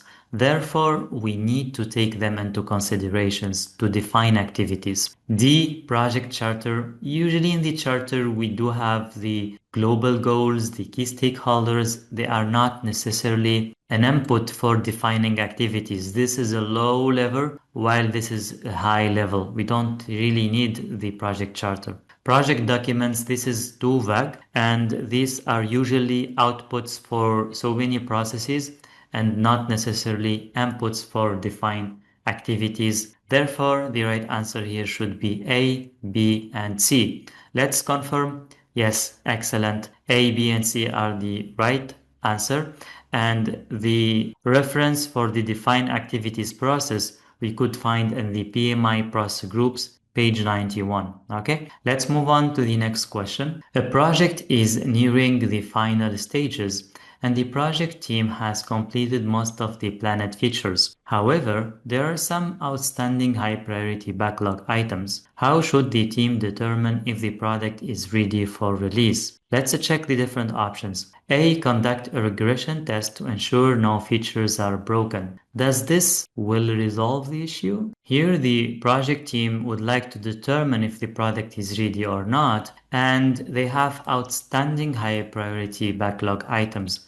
So how this will address this problem? There is no link at all. That's why I have doubts on this option. Let's check the other options. Ask the product owner to make the release decision without reviewing the backlog. This is fine, but this is not good at all. I don't like it. If you don't review the backlog, you will not have any insights and you will not respond to this issue. Okay, that's why I don't like this option at all. C. Delay the release until every backlog item is completed. Imagine we have hundreds of backlog items and many of them are not priority, are not important. Should we complete all these items in order to be ready? Of course not. No, this is not correct. Okay. D. Review the backlog and ensure that the remaining items are non-critical. This will address the problem and D is the best option then. Let's confirm. Yes, D is the right answer and the project team should review the backlog items to ensure that no high priority items are left before releasing the product. Okay, let's move on to the next question. The most commonly used logical dependency between two activities in a project plan is start to finish, start to start, finish to finish, or finish to start. Okay, if we try to remember the network diagram, usually the network diagram looks something like this. We could have other activities like this, and usually it's something like that, something like that, something like that, And this relationship is finish to start. We finish this task A in order to start task B. Okay, the right answer should be finish to start. Let's look here. Where is the finish to start? This is the finish to start. Okay, the right answer then it should be D. Let's confirm. Yes, the right answer is D. The finish to start dependency consists of a successor activity. Successor means this one, okay? That cannot start until the predecessor activity finishes. This is the predecessor activity and this is the successor activity, okay? Excellent. Let's move on to the next question. In project scheduling, what terms refers to the amount of time a successor task can be advanced before the predecessor task is fully completed? Is it delay, lag, lead, or overlap? Let's understand the situation. Imagine we have these two activities. This is the predecessor activity and this is the successor, okay? This is usually how is the relationship. And if we have a lag here, we have a time here. This is a lag. We finish this today. After 2 days, we start this, okay? This is a lag. In case we advance the successor activity in a way that it starts before the predecessor is fully completed, we are talking about this situation. This is the predecessor and this is the successor. Okay. And here we have this time. And this time is called what? This is called lead time. Okay. This is called lead time. And therefore the right answer should be C here. Okay. Let's confirm. Yes, the right answer is C. Lead is the amount of time whereby a successor activity can be advanced with respect to a predecessor activity. Delay and overlap, A and D, are not official terms used by PMI. Question 61. A project manager estimated the project timeline to end within 4 months, plus minus 1 month. Where should this estimate be documented? In a risk register? Actually, this is related to estimations. And we could say that there is a risk to end after 1 month, and there is also an opportunity to end before 1 month. So we could consider this as a risk. But let's see the other options and check if there is more accurate response. B, assumption log. This is not an assumption. This is not something that we consider true. We are just estimating here.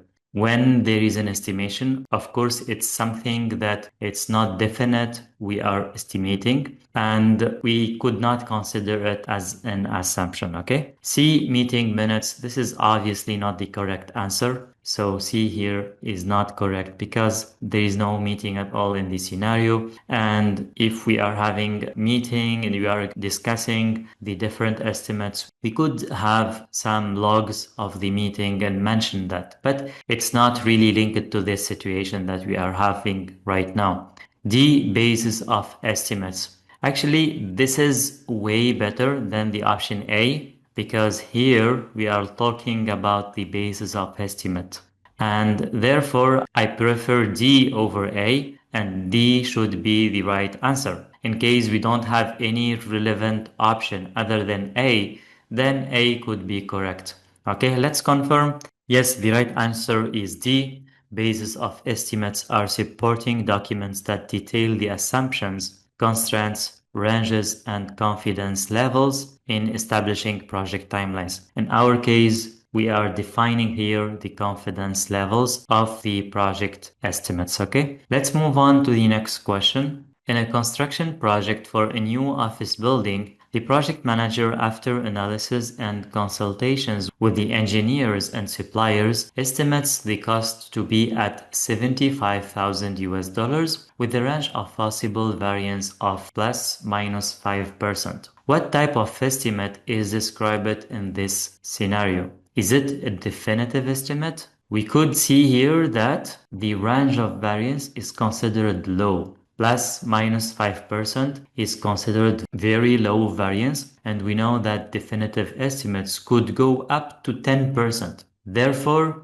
A should be right here, but let's confirm the different other options. Conceptual estimate. Here we don't have the concept which is developed and afterwards we estimated this budget. And also the variance here is more precise. For conceptual estimates, it's usually more than 10%. It could range between 15 and 20%. So that's why B is not correct. C, preliminary estimate, is early on during the project, just a high level, or let's say top-down estimate or analogous estimate. In our case, we already analyzed the project very well and consulted with engineers and suppliers. Therefore, we are not talking about the preliminary estimate. Provisional estimate is when we give an initial estimate based on what we have now, and later on we are promising to give a more accurate estimate, which is not the case here. There is no indication that we are going to give another estimate after this one. So the most accurate option among all these options is option A. Excellent. The project manager in this situation has thoroughly reviewed the project requirements and completed a cost analysis to finalize the project budget estimation. Therefore, this scenario describes the definitive estimate. Let's move on to the next question. Due to a lack of knowledge of the involved technology, an agile team was unable to estimate the user stories selected for the next iteration. What technique can the project manager recommend to overcome such a problem? Is it value stream? We usually know that value stream is used to select the user stories that gives the more value. It's not about estimating or understanding how the user story is going to be developed. Therefore, option A is not the correct option. B, progressive elaboration. Progressive elaboration is the whole technique used for agile or adaptive approach. We try to develop things shank by shank or start with small parts and try to develop it over time. We are not in such a scenario because we are in a problem of estimating a single user story. So we are not talking about a technique to divide this one and try to work it and try to do it over multiple sprints. We want this user story to be done within the next sprint. We don't talk about progressive elaboration here.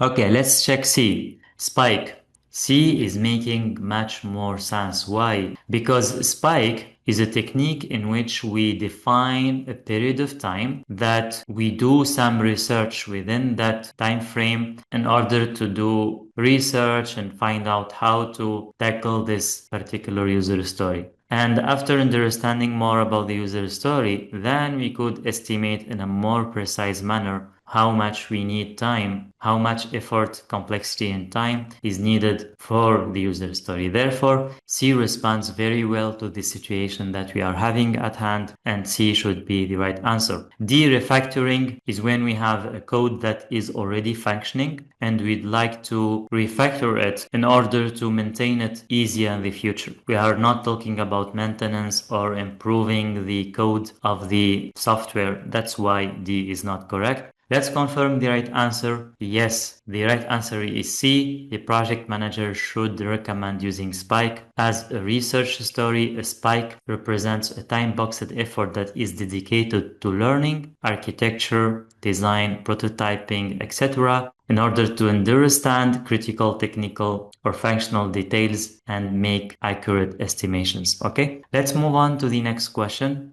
An organization is developing a new website. The project team can only use the company's existing content management system, CMS. Which type of project constraint does this represent? Is it regulatory? There is here a constraint of using this CMS exactly. There is no regulation at all involved in this scenario. That's why regulatory is not the correct answer. Technology, yes, we have this technology that is constraint in our case because we should only use this technology. And technology could be then correct answer, but let's check C and D. Quality, here we are not talking about the quality of the project. We are not talking about following definite processes in order to deliver the project. Therefore, quality is not correct. And D, external, this is an internal actually. This is an internal constraint because the company is using this content management system before and they want the project team to use it again and again. And this is an internal constraint, not external by third party. Therefore, the right answer should be excellent. The CMS restriction limits the tools or platforms the team must use, making it a technology constraint. Excellent. Let's move on to the next question.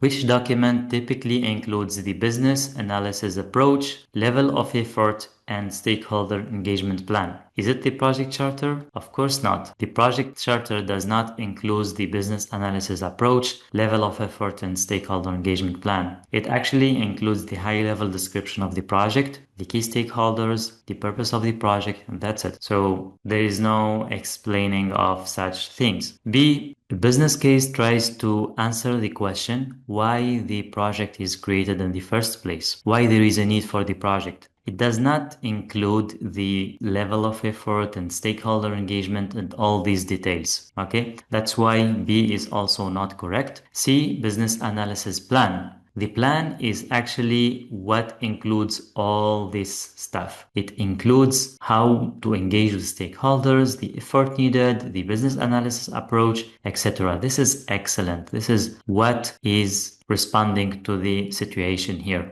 D, stakeholder engagement plan. This is only for how to engage the stakeholders. It's not including the business analysis approach and the level of effort for conducting the business analysis. Therefore, D is not accurate. Let's confirm. Yes, the correct answer is C. A business analysis plan typically includes the business analysis approach, the level of effort, and the stakeholder engagement plan. It provides a summary of all key decisions regarding the business analysis work, such as stakeholder engagement and requirements management. You can refer to the PMI Guide to Business Analysis, page 134, to learn more about this. Okay, let's move on to the next question.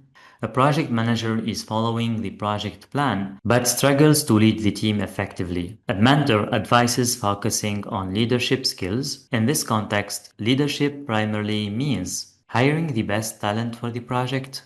Look here, we have the project manager who struggles to lead the team effectively. Hiring the best talent could be part of leadership, but it's not related to this context. That's why I am not really keen to select this one. Maybe there is a better option. Let's check B. Monitoring project metrics. Is this leadership? I don't think so. This is management. We manage projects and part of the management activities is monitoring. That's why B is not correct. C. Adhering to standards and procedures. This is also management. This is not leadership. Okay?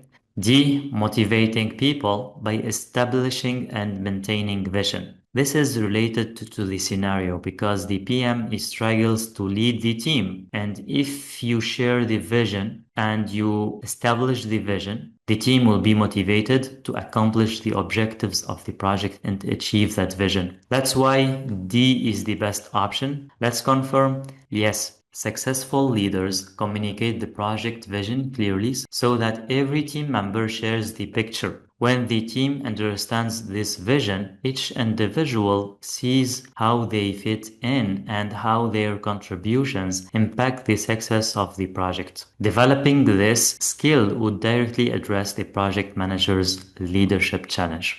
All right, let's move on to the question 67. Which process is performed periodically as needed? Is it acquire resources? We know that throughout the project life cycle, we could acquire the resources either at the beginning or sometimes during definite periods of the project. That's why we could say that acquiring resources could be performed periodically as needed, okay? So A could be correct.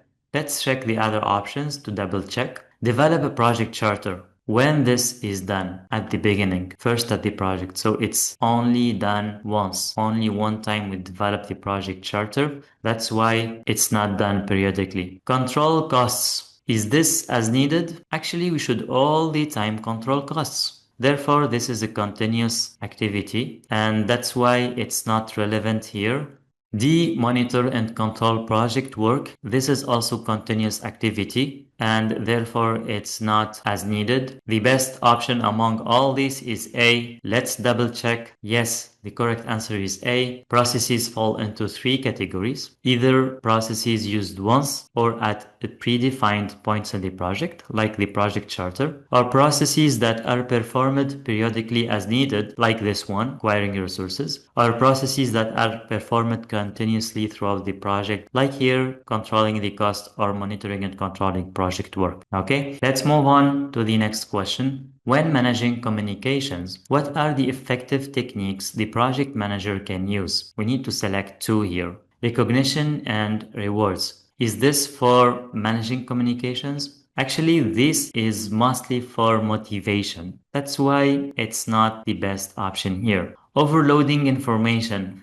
Overloading information is not either for motivation or for communication. It's not a recommended practice. That's why it's not a good option at all. B is wrong. C. Active listening. This is good. This is part of managing communication. D. Facilitation. This is part of managing communication as well. And finally, E. Team building. This is for collaboration. If we'd like to increase collaboration between team members, we conduct team building activities. It's not directly about managing communications, but it could impact in direct way how team members will communicate with each other. So given that we already have C and D, which are linked directly to managing communications, I would choose C and D here. Let's confirm. Yes, the project manager should excel in active listening by acknowledging, clarifying, confirming, and addressing barriers that hinder understanding. The project manager should also possess the ability to build consensus, which is facilitation, navigate obstacles, and sustain interest and enthusiasm within the team. Okay, let's move on to the next question.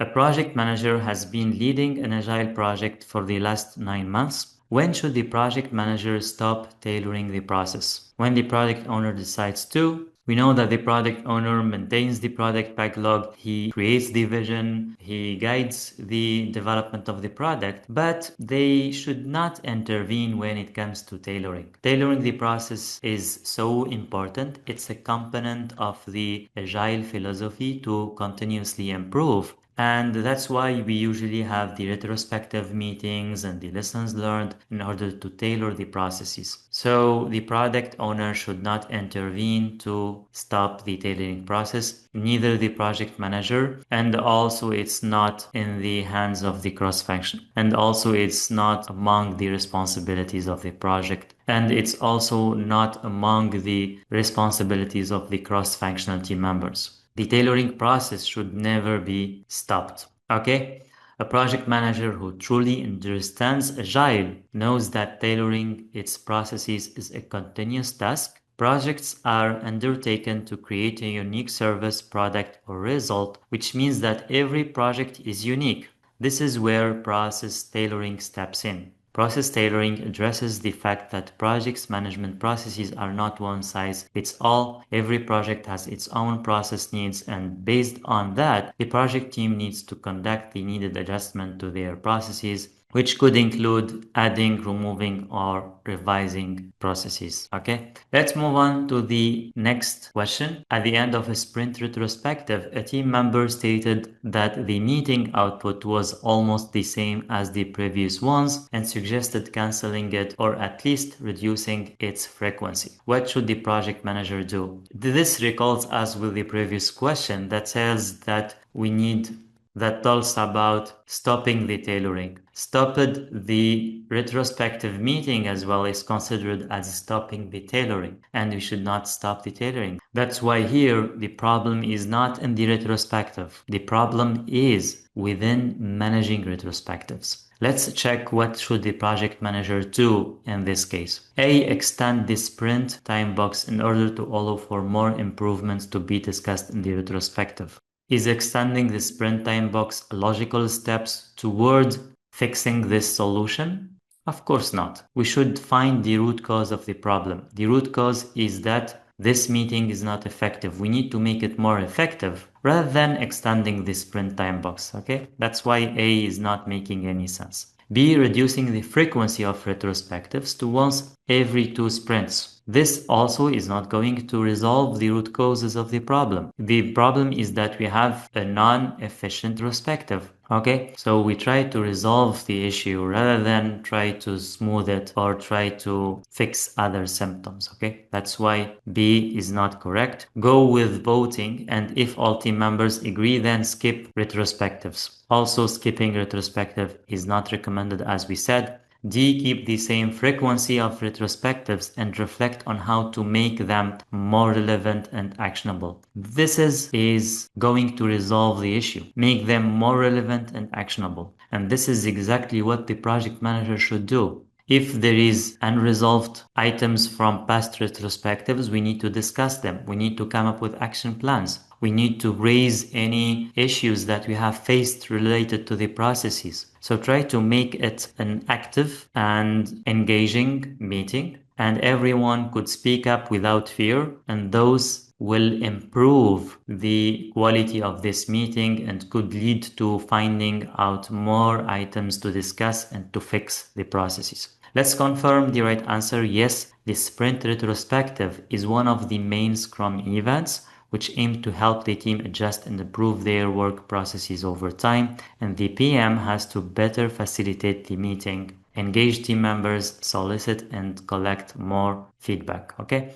Question 71. What is the key difference between a traceability metrics and interaction metrics? A traceability metrics is only used in agile projects. Is this true? No, of course. We could use the traceability metrics whether in agile projects or in predictive projects. It is used for linking the requirements with what will be implemented, and that's the first and ultimate purpose of the traceability metrics. That's why A is not true here. Let's check B. An interaction matrix is maintained throughout the project. This is also not true because an interaction matrix is used to find out the links between different requirements. Are they dependent to each others or not? And they are used in a single point of time, and then we don't use it throughout the project lifecycle. Okay? C. An interaction matrix is a temporary artifact. This is exactly what we just said about the interaction matrix. It is used just at a certain time to clarify ambiguity, try to find out any relationships or constraints within the different requirements. C is making a lot of sense and C is correct so far. Let's check D to double check. An interaction matrix is used for mapping stakeholder interactions. Actually, it is not for mapping stakeholders, it's for mapping requirements interactions. Okay, that's why D is not correct. Let's confirm the right answer. Yes, the right answer is C. An interaction matrix is typically used as a one-time tool to evaluate the relationships and dependencies between various elements, such as requirements, components at a specific point in time, not stakeholders. We talk about requirements here. Excellent. Let's move on to the next question. Which action is included in the cost control process. Okay, let's check here different options. A, identify how project costs will be planned, structured, and controlled. This is in the planning phase. We try to identify how to plan, how to structure, how to control everything. This is in the planning phase, and the question is about the control process, not the plan process. So that's why A is not correct. Let's check B here. Determine policies, objectives, and responsibilities to meet stakeholder needs. This is about stakeholders. It's not about cost. There is no relationship between the question and the option. That's why B is obviously wrong. C, develop an approximation of the monetary resources needed to complete project activities. This is also related to resources, not the cost. D, track expenditure to understand variances from the approved cost baseline. This is exactly the monitoring process for the cost, and that's why the right answer should be D, and that's the only logical answer. Okay, let's move on to the next question. A project manager is managing a project with 8 stakeholders. How many communication channels exist? We need to know the formula about the communication channels. Usually the formula is the number of stakeholders multiplied by this number minus 1 divided by 2. In our case, 8 multiplied by 7 and divided by 2 will be equal to 28 channels. Let's check 28 channels is C, and the right answer should be C then. Okay, that's the right answer. And for those who don't know what is a communication channel, actually, if we have one stakeholder here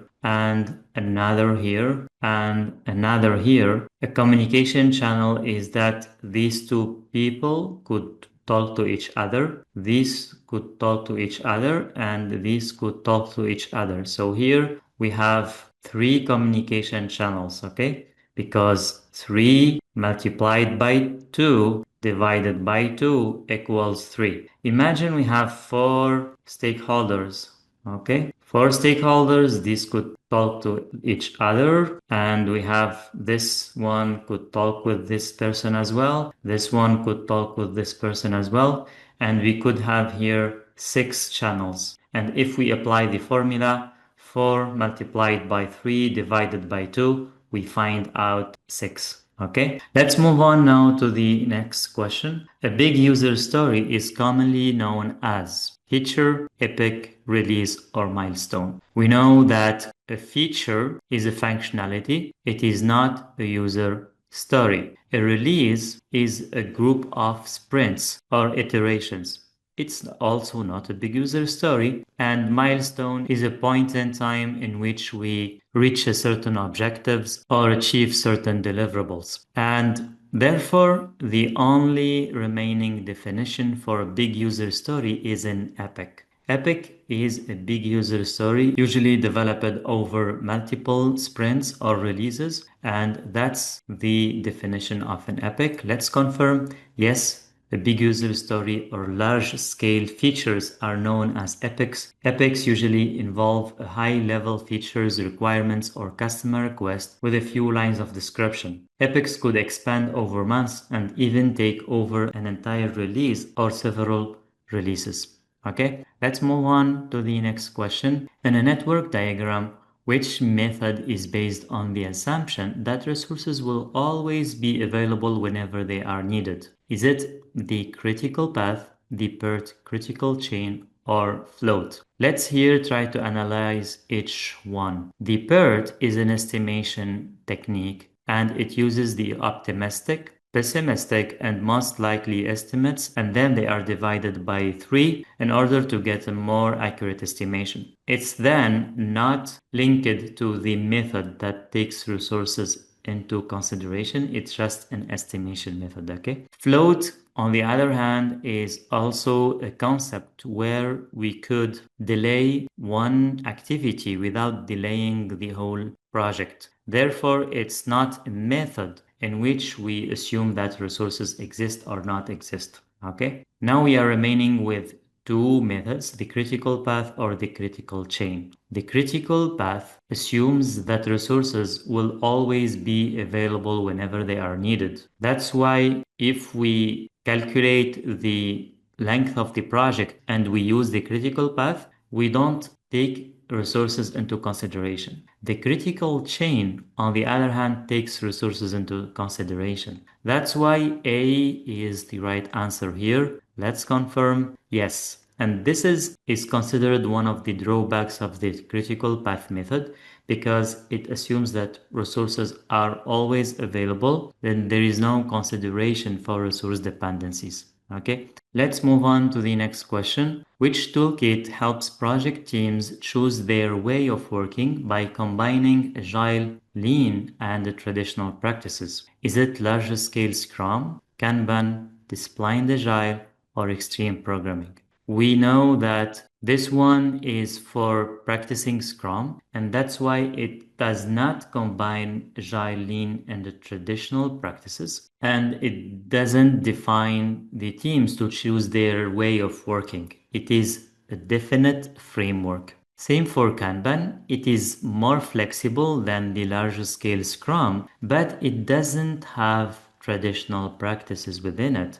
and that's why B is not the right option. C, disciplined agile is exactly replies to this definition where the teams choose their way of working. It includes a lot of tailoring, the disciplined agile approach, and it could even include some predictive practices. Okay. D, extreme programming. This is also an agile only framework. It doesn't have a lot of flexibility compared to the disciplined agile one. Let's confirm. Yes, the right answer here is disciplined agile, which is a toolkit that guides teams in selecting their way of working by blending agile, lean, and traditional approaches. Let's move on now to the next question. Which of the following are key processes in the elicitation knowledge area? Let's get a reminder about the different processes that are in the elicitation knowledge area. We have four processes. The first is determining elicitation approach, then prepare for elicitation, then conduct elicitation, and finally confirm elicitation results. For those who don't know elicitation, it's a way of gathering requirements from stakeholders, such as doing surveys, interviews, questionnaires, etc. So this is an approach or a method to gather requirements, the tacit knowledge that stakeholders have or their needs should be written down and discovered, and this is actually the purpose of the elicitation. Okay, among these options, we can easily find here that we have the prepare for elicitation here, and we have conduct elicitation here. Okay, this the two options that they should be correct. What about others? This is about stakeholder not elicitation. This is about requirements domain, and this is about evaluation domain or knowledge area. Only B and C are within the elicitation knowledge area. Okay, let's confirm. Yes, excellent.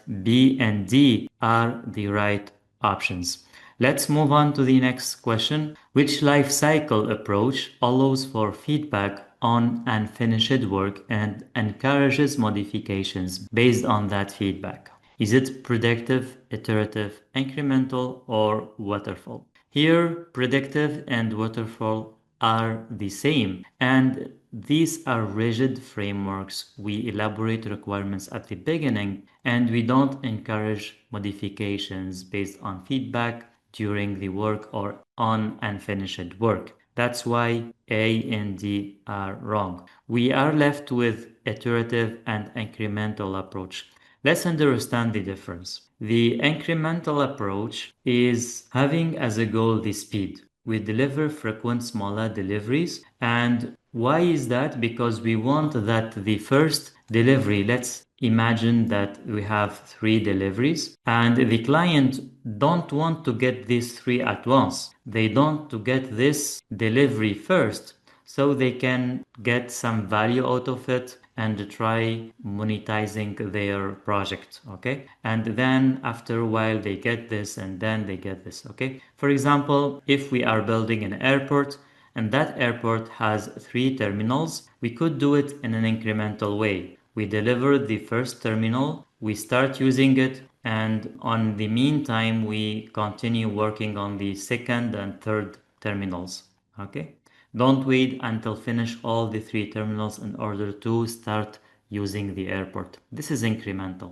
Iterative, on the other hand, is we have one deliverable at the end, and we do that in iteration in order to refine the product and get a good product at the end that meets the requirements. Usually it's unclear for us what to do at the beginning. It's for innovative projects and we do a lot of iteration and receive feedback. Based on that, which life cycle approach allows for feedback on unfinished work? This should be the iterative one because we encourage feedback on the iterative approach because we're gonna use that feedback and develop the second, the third, the fourth iterations based on feedback. Let's confirm. Yes, the right answer is B. An iterative life cycle approach allows for feedback on unfinished work and encourages modifications based on that feedback. Okay, let's move on to the next question. Which of the following is part of the project charter?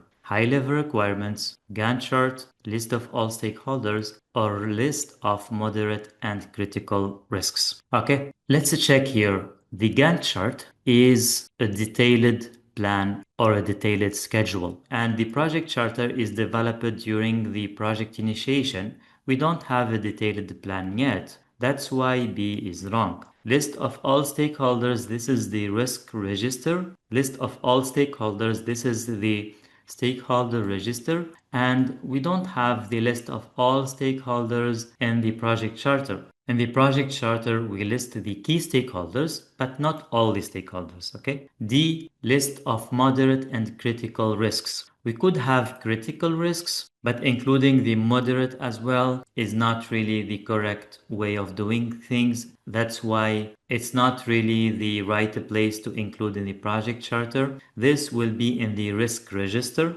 not in the project charter. That's why D is not correct. We could only include critical risks in the project charter, and that's all. What we left with? The high-level requirements. This is what the project charter should include. Let's confirm. Yes, the right answer is A. The project charter is a high-level document that authorizes the project and gives the project manager authority, and it states high-level requirements, objectives, and success criteria. Okay, let's move on to the next question. The most appropriate project lifecycle model for an environment with a high level of change and extensive stakeholder involvement is adaptive, progressive, predictive, or tailoring. Here we are talking about project lifecycle. Progressive and tailoring are not project life cycles, and predictive does not have a high level of change and extensive stakeholder involvement. That's why predictive is also wrong, and the only right option here is A. Let's check.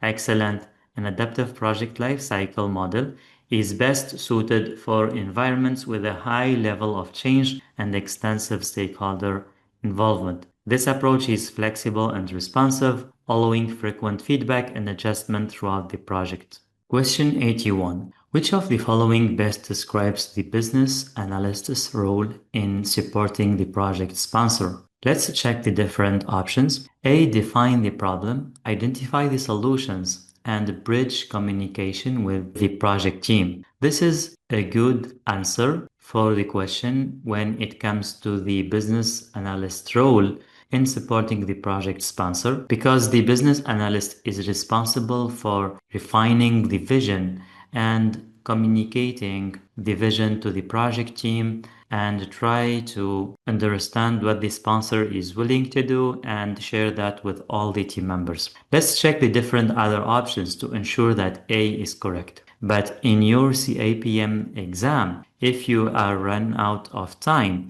then you can skip reading the remaining options and move forward to the next question. But here we can check the different options and explain why they are wrong. B. Provide technical guidance to the sponsor on software development. The business analyst is not a technical advisor. That's why B is not correct. C. Ensure the project is delivered on time and within budget. This is the role of the project manager, not the business analyst. And D. Manage the sponsor's day-to-day project tasks. The business analyst does not manage the sponsor tasks. They support the project and they support the sponsor in shaping the vision of the products or the vision of the product. Okay, let's confirm. Yes, the right answer is A. The business analyst works closely with the sponsor to define the problem, identify solutions, and ensure that the business vision is addressed in the solution. Okay, let's move to the next question. Which type of manager is assigned by the performing organization to lead the project team and achieve the project objectives? Is it the program manager, functional manager, project manager, or portfolio manager? What do you think? Here we have someone to lead the project team and achieve project objectives. It should be the project manager. This is the only person who can do that effectively. It's their role, and the project manager should do that, not the program, not the portfolio, and not the functional manager. Okay, let's confirm. Yes, the correct answer is C. Let's move on to the next question. The project team is planning the next release, but is unsure if the organization is ready to handle the transition to the new system. What should the team conduct to confirm the organization's preparedness for the transition? Readiness assessment, user acceptance testing, or sprint review, or stakeholder analysis. Sometimes we can easily find out about the wrong options. Like stakeholder analysis here is obviously wrong because talking about the next release and ready to transition and new systems, etc. And all these are not related to stakeholder analysis at all. Therefore, we can easily say that stakeholder analysis is out of scope when it comes to this question. We are remaining with three options. Sprint review happens at the end of a sprint, and it doesn't include whether we need to confirm the readiness or not. Therefore, sprint review is not making sense. User acceptance testing is a quality practices, and it's not the right processes to confirm the readiness. For that, we should do A, which is readiness assessment. Let's confirm the right answer. Yes, readiness assessment is conducted to confirm whether an organization is prepared for a transition to a new system. It evaluates various factors such as the organization's capability, infrastructure, and stakeholders' preparedness to handle the upcoming changes. Okay, let's move on to the next question. Which document includes the project scope, major deliverables, assumptions, and constraints? Is it the project charter? The project charter has high-level description of the scope. It doesn't have a detailed scope and list of major deliverables and assumptions, constraints. This is too much for the project charter. That's for A is not the correct answer. Project scope statement. In the statement, we have details about the scope, the deliverables, assumptions, constant. Therefore, it could be the right option. C, scope management plan. In the scope management plan, we answer how the scope will be elaborated, developed, what will be the selection criteria for including things in the scope or not, how we gonna document the scope. All this stuff is in the scope management plan, but the scope itself is not in the scope management plan. It's in the scope statement and the WBS and the WBS dictionary. And all these documents are making the scope baseline. So the scope baseline is not a single document. The scope baseline includes the statement, the WBS, and the WBS dictionary. Therefore, this is wider than this one, and this one could be only the scope statement. Let's confirm the right answer is B. The project scope statement includes detailed information about the project scope,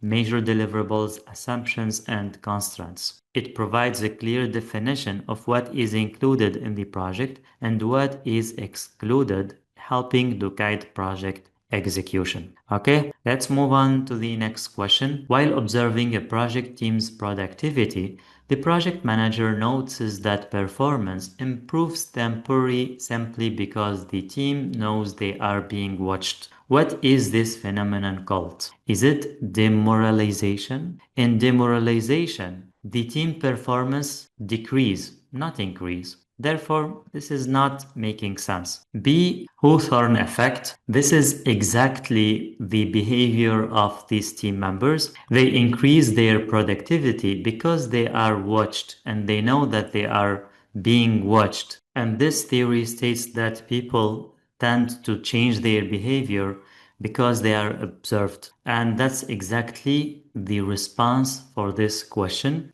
B should be right.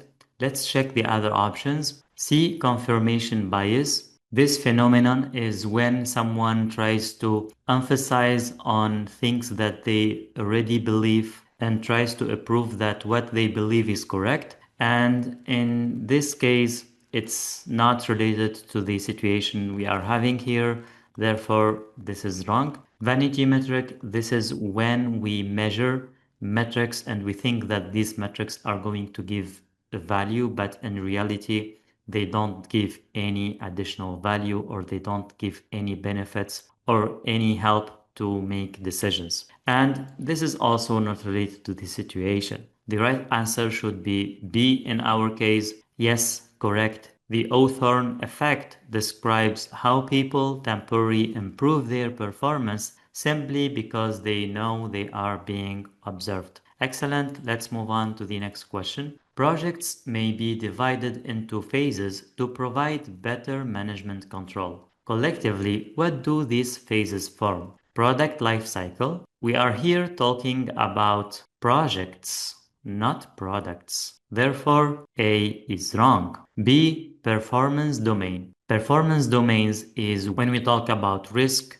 domain or we talk about stakeholders domain or we talk about the scope management domain. These are performance domains. But here we are talking about the phases of the project. Therefore, this is not correct. C, project life cycle. This is exactly the right answer for dividing the project into phases because here in a project, usually we split it into different phases and we try to do phase 1, then go to 2, 3, 4, if these phases are sequential. Sometimes there is an overlap between phases and we could have phases like this and still we have project that starts here and ends here and all this is called project lifecycle. Okay, process groups, this is not correct because process groups are the initiation, planning and execution, controlling and closing. All these are process groups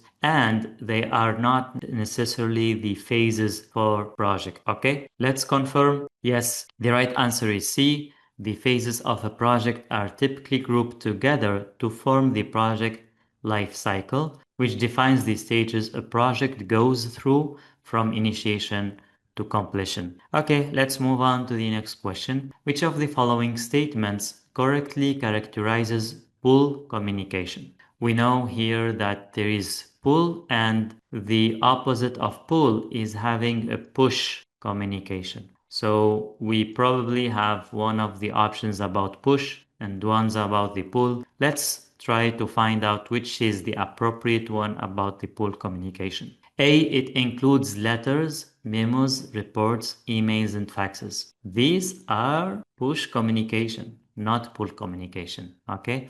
Because we are pushing information to the right person and they want them to read this information. We send emails to a certain people and we are waiting for their replies. It's specific and we want answer from that person. B, recipients must access the communication content at their own discretion. This is exactly the pull communication definition.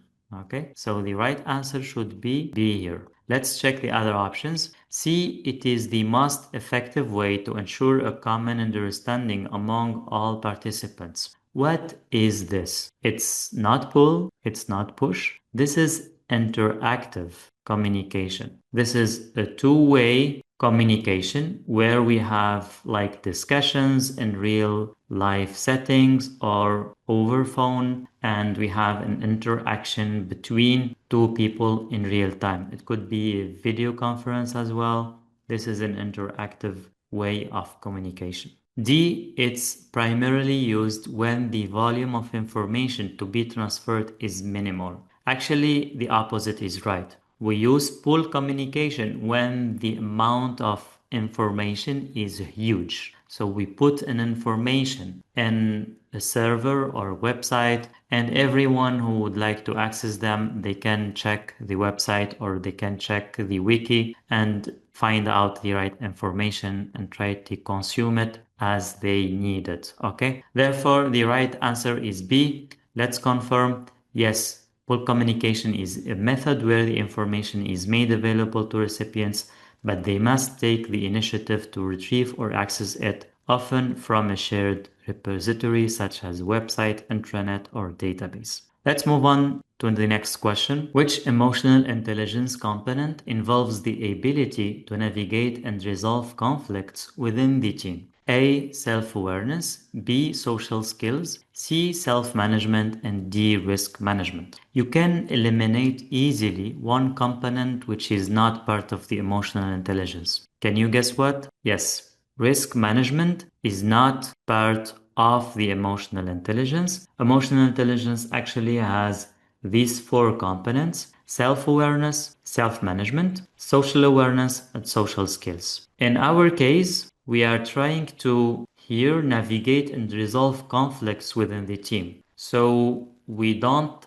check the self one. The self one is the self-awareness and self-management. Self-awareness, self-management, both are not correct. We check the social part, and the social part that deals with this conflict resolution is the social skills. When you have social skills, you could easily find common grounds, building rapport, influence, coach, and motivate others, resolve conflict effectively. Therefore, the right answer should be social skills. The other component is social awareness, is when you show empathy, understand others, and read nonverbal cues. Okay, the right answer in our case is B. Let's check. Yes, excellent. Social skills and emotional intelligence involve the ability to build relationships, communicate effectively, and manage conflicts. Excellent. Let's move on to the next question. A project manager is using the critical path method to define the project schedule. One of the project activities lasts 5 days with an early start on day 10 and a late start on day 15. What's the activity's total float? 5, 15, it cannot be determined, or it cannot be determined as well. Here is because the late finish is unknown, and here because the early finish is unknown. Let's get a reminder about the activity node. In our case, the early start is 10 here, and the latest start is 15.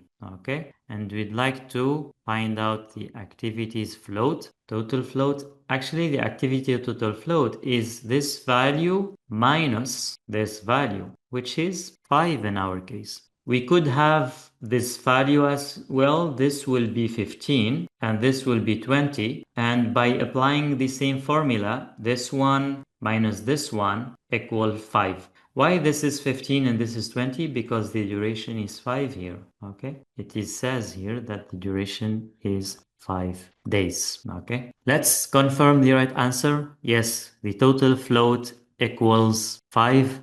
Let's move on to the next question. What type of management describes the continuous management of supplies, production, and services to ensure business continuity? Let's check the different options. A. Procurement. If the question is only about supplies, then procurement will be correct. But here we have the production and we have the services. Therefore, procurement is not accurate. Project. The project, we know that it has an end date. whereas this is continuous, therefore project is not correct. Business analysis. Here the business analysis tries to find out the reason for conducting projects and does not include the continuous management of production and services and supplies, etc., to ensure business continuity. Therefore, business analysis is also wrong. The correct answer should only be operations, which is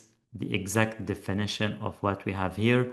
Let's confirm. Yes, the correct answer is D. Operations management refers to the continuous management of the production of goods and services to ensure the smooth functioning of day-to-day business activities and long-term business continuity. Question 91. What is a product roadmap used for in business analysis? A. To detail a project timeline. B. To communicate how product will develop and mature over time. C. To define organizational strategy. And D. To assess current business processes. We have here the product roadmap, and it's not to detail a project timeline, since the detail of the project timeline is for the actual schedule or using the release planning, not the product roadmap.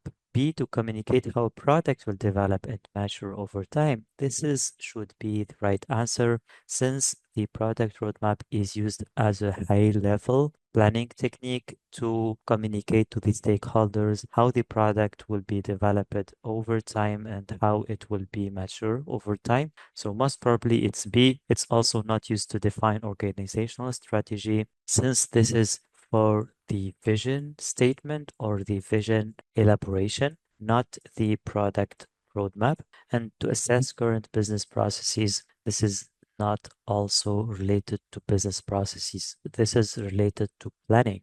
So the right answer here should be B. Excellent. B is the right answer. The product roadmap is used to outline the long-term development and evolution of product, providing a high-level plan of features, milestones, and releases. Let's move on to the next question. Who is primarily responsible for keeping the project aligned with the business objectives? Is it the project manager, the project sponsor, the project team, or the project management office PMO? A, the project manager is responsible to sharing the vision and ensure that the business objectives are achieved, but is not responsible for elaborating the vision and keeping the project aligned with it. Let's check the option B, project sponsor. Yes, that's exactly the person or the committee or the entity responsible for elaborating the objectives and to try to checking from time to time whether the project is going to fulfill these objectives or not. If the project is deviated from the established business objectives, then they need to inform the project manager that we have a problem and they need to try to align the project or adjust the project to keep it focusing on the business objectives. And that's why here it's the responsibility of the sponsor to always try to monitor whether the project is achieving the business objectives or not, while the project manager is monitoring the execution of the project and monitoring whether the project is going to achieve what was previously intended to achieve. Over time, this could change, and the sponsor should keep watching about end users' need, and they need to communicate to the project manager. So you need to clearly understand the edge or the extent of responsibilities for each of these stakeholders, the project manager and the project sponsor. Then the project team is responsible for executing the work. They are not responsible for establishing the business objectives, neither for keeping the project aligned with it. And finally, the PMO could support the project execution and they could help the project sponsor, but they are not ultimately responsible for keeping the project aligned with the business objectives. Let's confirm. Yes, the right answer is B. The project sponsor is primarily responsible for ensuring that the project remains aligned with the business objectives. They provide high-level guidance, support, and oversight to ensure that the project's goals and deliverables align with the overall business strategy and objectives, according to the PMI 18th edition, page 26. Okay, let's move on to the next question. What is the main focus of servant leadership in Agile? Servant leadership is also called supportive leadership, and this leadership is to help the development team or the project team and support them in order to achieve their work. So let's check the other options and see if any of the options explaining the focus of the servant leadership. A, leading by authority. This is not correct. This is authoritarian leadership style, which is not servant or supportive. Delivering business value. This is not a type of leadership. Delivering business value is a practice to keep watching the business value of the project and trying to achieve it. And it's the responsibility of the development team to deliver the business value at the end of each iteration, and it's not servant leadership. C, facilitating collaboration and removing impediments. That's exactly the definition of servant leadership or supportive leadership, and C should be the right answer. Finally, D, ensuring perfect processes, and this is a way of refining and getting some retrospectives from the previous processes in order to improve them and render them perfect. Even though perfection is nearly impossible, there is always room for improvements. This is not correct and it's not relevant to the servant or supportive leadership style. Let's confirm the right answer. Yes, the right answer is C. In Agile, servant leadership focuses on facilitating collaboration, supporting the team, and removing any obstacles that may impede progress. All right, let's move on to question 94. What approaches focuses on making work visible and managing the flow of tasks? Scrum, iterative, Kanban, or safe? Here we have the keyword flow of task. When we talk about flow, it's the Kanban approach, because in Kanban we have this Kanban board where we have a to-do list here, we have doing list here, we have the done here items, and when items moved from one area to another area, it's kind of a flow. You can at a glance see that items moves from to-do list. We might have a backlog here. As you can see the item moved from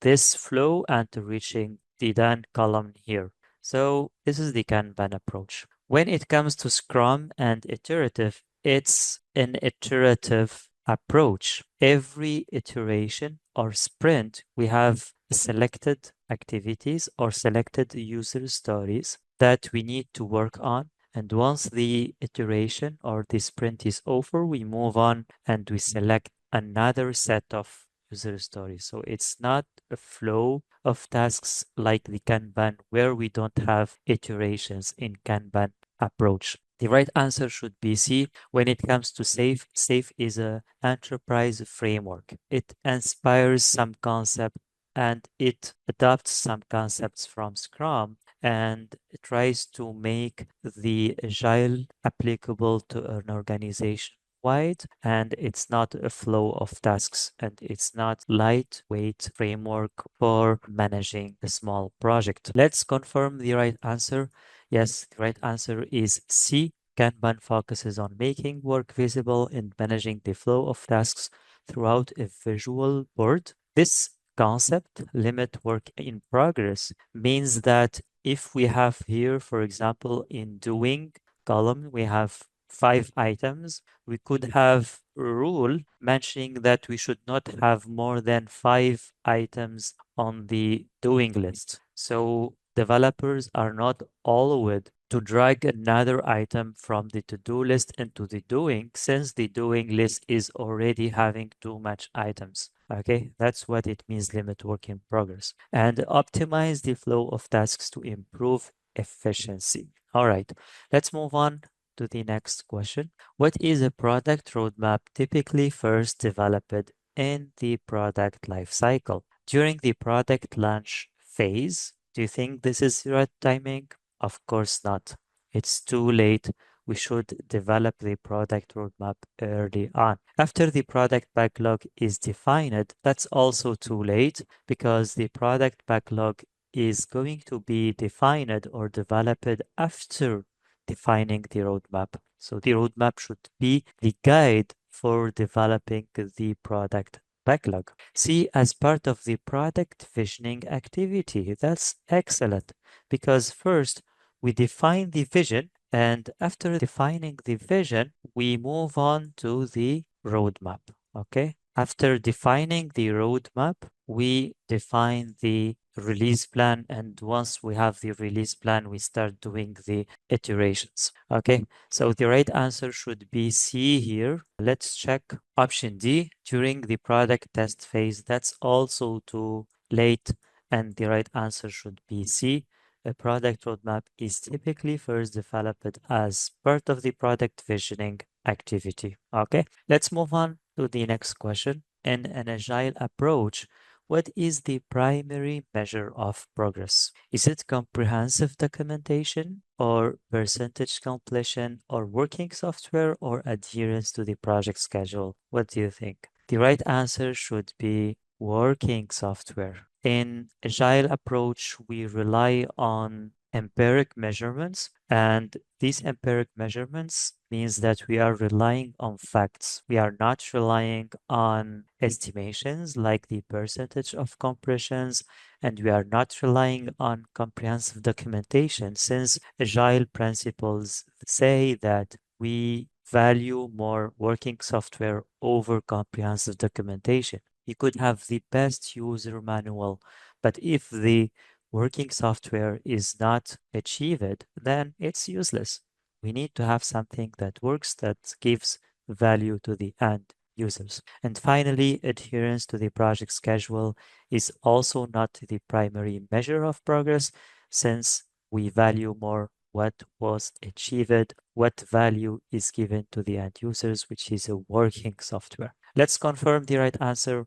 Yes, in agile approach, the primary measure of progress is working software. Excellent. Let's move on to the next question. Which term refers to the rhythm of activities conducted throughout the project? Sprint, cadence, flow, or cycle? This is the definition of the rhythm here is the cadence of the project. Sprint is just a time box. It does not define the rhythm of activities. And the flow is when especially talk about the Kanban approach, the flow of moving items from one state to another. And the cycle is when we have iterative approach like Kanban and we have a cycle of 2 weeks or a few weeks. And that does not define the rhythm of activities conducted throughout the project. The right terminology here is the cadence, and that's the right answer. Correct answer is B. Cadence refers to the rhythm of regularity of activities conducted throughout the project. All right, let's move on now to the next question. Which leadership style evolves based on the competence and commitment of the team members? Is it autocratic leadership? Of course not. The autocratic leadership does not evolve based on the competence and commitment of the team members. It's just based on one fact. Someone is trying to grasp all the decisions and try to make everyone else compliant with what they say. And that's not a leadership that is evolving.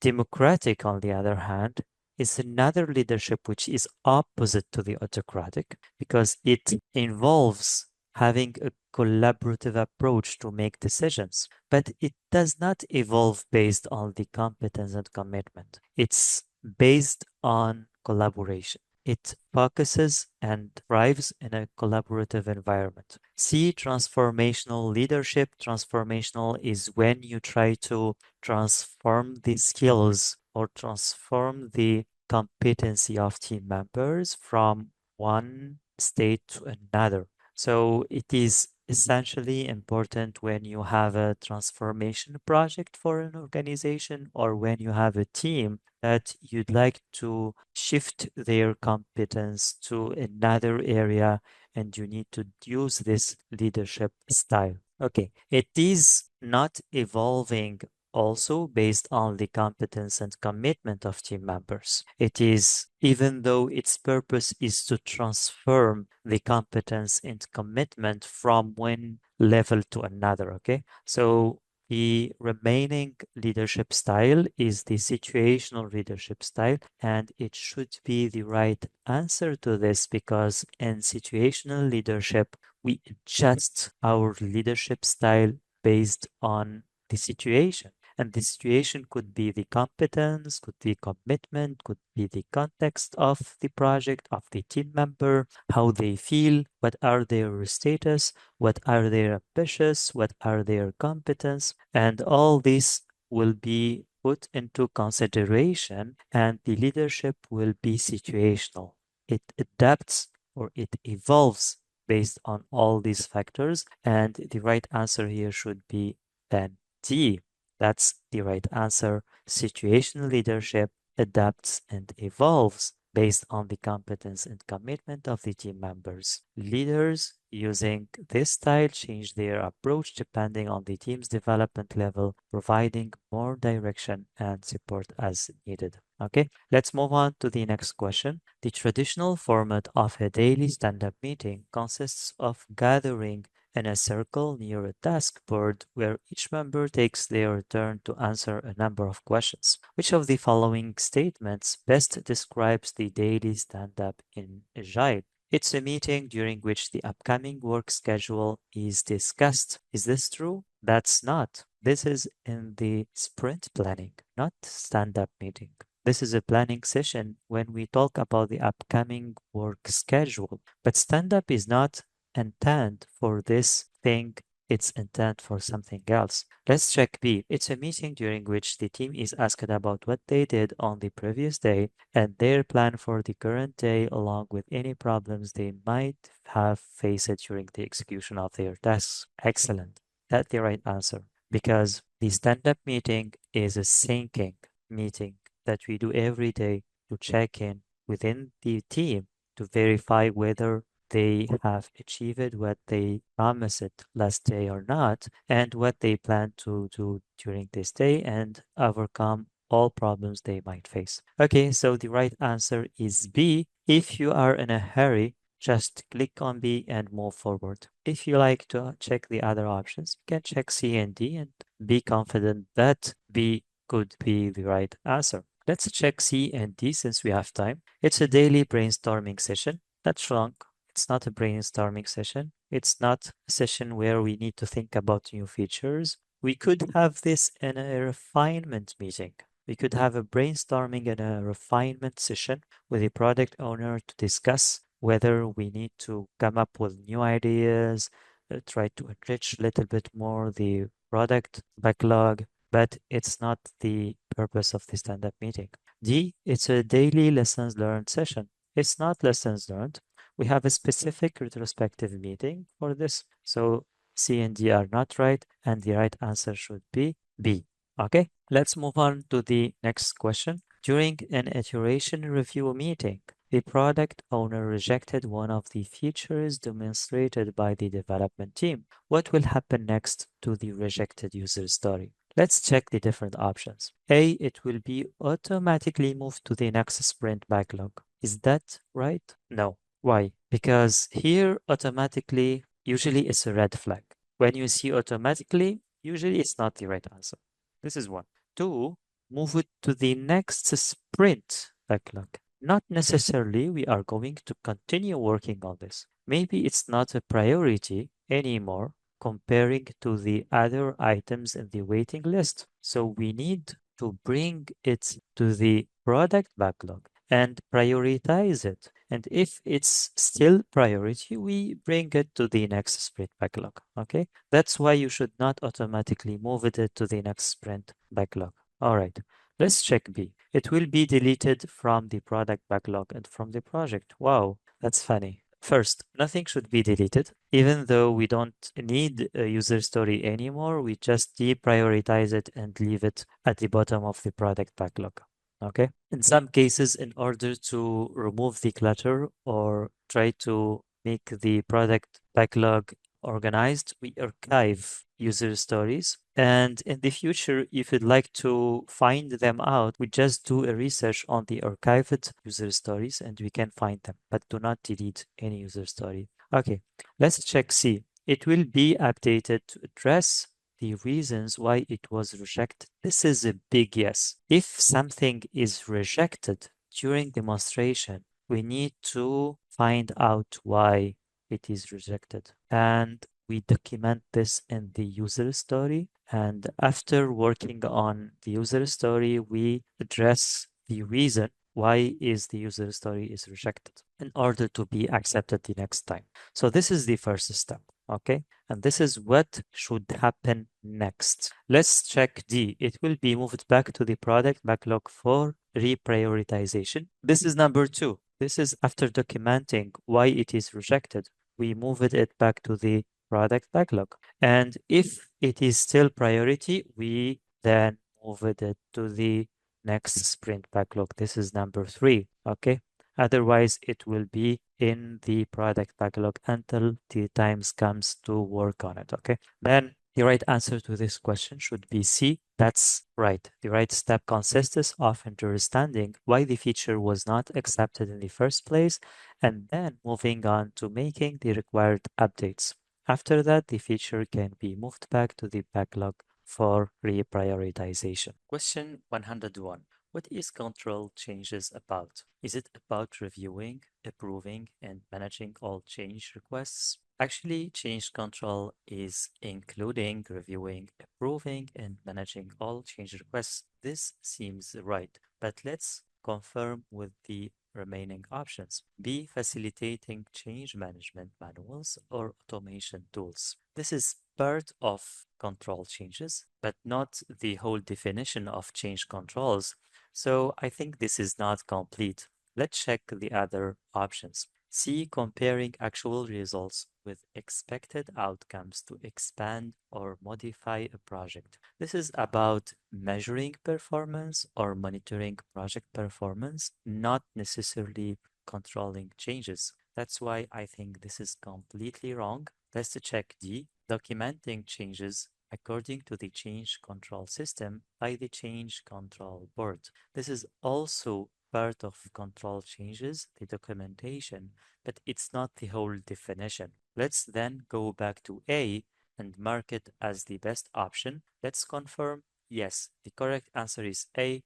Control changes is the process of reviewing, approving, and managing all change requests. Let's move on to the next question. What does an emergent product backlog mean? Emergent means that it is not static. Then if we see A here, it remains static. This is completely wrong. Let's check B. It adjusts continuously as inputs and priorities change. This is excellent option. We know that product backlog should be a living artifact, which means that it changes constantly because the team members, the scrum master or the team facilitator, the product owner could add to this product backlog whenever they spot any improvements or new functionalities. Let's check C and D. C says it is only updated after stakeholder meetings. That's wrong. The product backlog could be updated at any time. And D, it is locked once the iteration begins. The product backlog is not locked at all. We could add whatever we want to the product backlog, but what will be implemented or what will be prioritized is only judged by the product owner, and that's the product owner responsibility or ultimate decision. The right answer is B. Let's confirm. Yes, the correct answer is B. An emergent product backlog refers to a dynamic list of features, enhancements, and bug fixes that evolves throughout the project. Let's move on to the next question. What type of project team structure allows for shared leadership and decision-making responsibilities. Let's check the different options. Centralized management. Centralized is not a shared leadership and decision-making responsibilities. It's completely the opposite. That's why A is wrong. B, distributed management. That's correct because the distributed management means that we are going to have a shared responsibility in making decisions, and that should be the correct option. C, hierarchical management. When it comes to hierarchical, it's usually relying on the centralized management and centralized decision making. And D, finally, metrics management is also another form of having an hierarchy where the team usually have more than one manager. They could have a functional manager and project manager at a time. That's why it's not a shared leadership and decision-making responsibilities compared to the distributed management. The best option is B. Let's confirm. Yes, the distributed management allows for shared leadership and decision-making responsibilities across the project team. Let's move on to the next question. Which of the following is not a method for schedule compression? We are having then three methods for schedule compression, and one is not a schedule compression. What it means a schedule compression? It means that if this is the timeline of our project and the project is estimated to finish here, the end time, then we need to try to compress the schedule and finish here instead.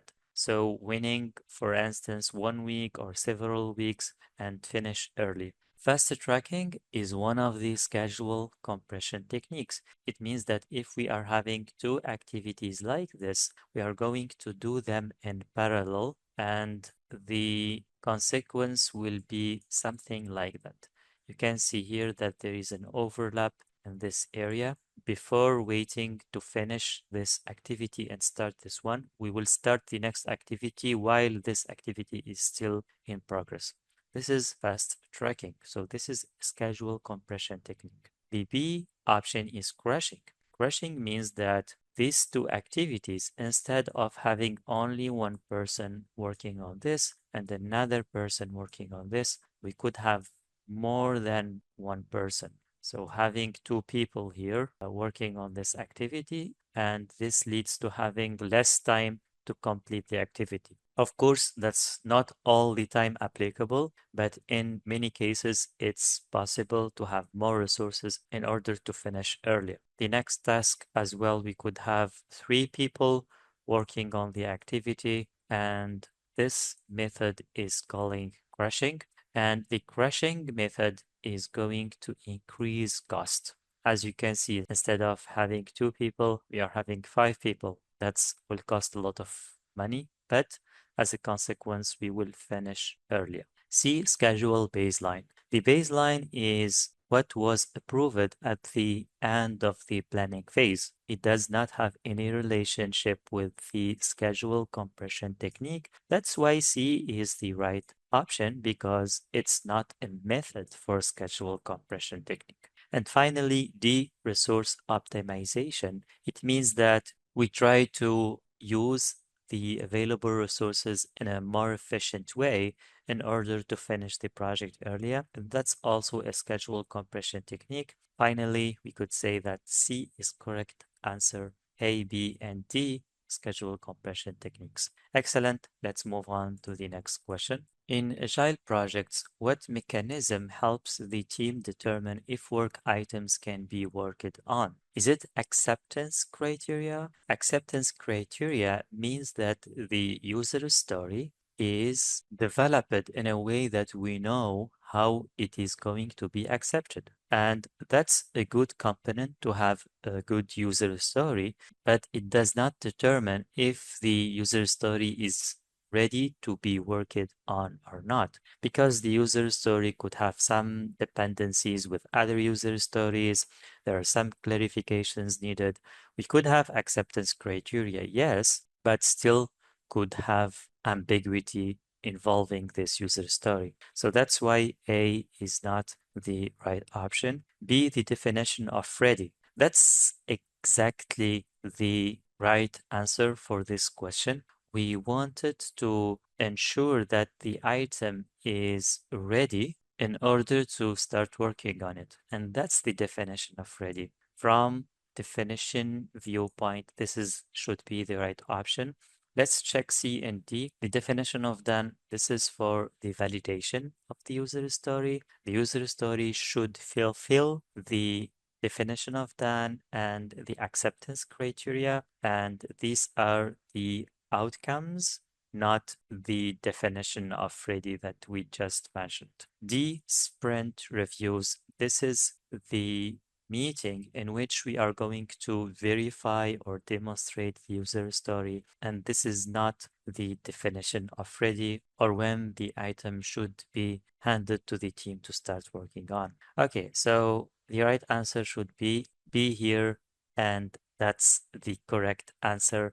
In adaptive approaches, the definition of ready is a series of conditions that the entire team agrees to complete before a user story is considered sufficiently understood so that work can begin. All right, let's move on to the next question. What type of approach is typically used in a predictive project lifecycle to handle project deliverables? Is it iterative approach, just in time, agile, or plan driven? We already know that the predictive project lifecycle is also known as plan driven approach. That's a very basic definition. It's like a candy or sweet question that you just check the right answer and move on. Let's confirm. Yes, the right answer should only be D. Let's move on to the next question. What distinguishes leadership from management? A, leadership focuses on processes while management focuses on people. That's totally the opposite. The leadership focuses on people while management focuses on processes. That means B should be the right answer. C, leadership is about planning while management is about execution. Leadership is not about planning. Management is about planning, is about processes, and is about execution. But leadership is about people, motivation, and soft skills. Let's check D. Leadership involves controlling resources. I don't like here controlling. We are not intending, or project managers are not appointed to control resources. They are appointed to manage physical resources, manage processes, and lead human resources. That's the good terminologies that we should use. And as leaders, we should be careful what terminologies to use, even when we talk to our team members. All right, let's check the right option. The right option is obviously B. Leadership is primarily about inspiring, motivating, and influencing people to achieve a vision or common goal. Let's move on to the next question. What role does the project manager take on when helping team members develop their skills and supporting their professional growth? Is it negotiator? Of course not. Negotiation is when we are going to purchase some materials or hire a subcontractor or hire a collaborator, but it's not to help team members develop their skills. That's why A is wrong. B, HR manager. HR manager is usually for onboarding, offboarding, managing the operational side of the company, but it's not mainly they're responsible to develop their skills. And as a project manager, you should not be an HR manager in order to develop your team skills. Okay, that's why B is not making sense. C, facilitator. The facilitation technique is used in meetings and it involves removing blockers, try to facilitate decision making, etc. But it's not really a precise definition to what it means to help team members develop their skills. Finally, D, coach. That's exactly the definition or the term we are looking for, or the role that the project manager should take when helping team members develop their skills and support their professional growth. Let's check the right answer. Excellent. The right answer is D. Let's move on to the next question. Which of the following is not considered a typical relationship that a business analyst manages? Okay, let's check the different options. Subject matter experts. Usually, the business analyst deals with subject matter experts in order to define requirements, in order to understand more the product, the market, etc. So, subject matter experts is a very important stakeholder for the business analyst. B, project sponsor.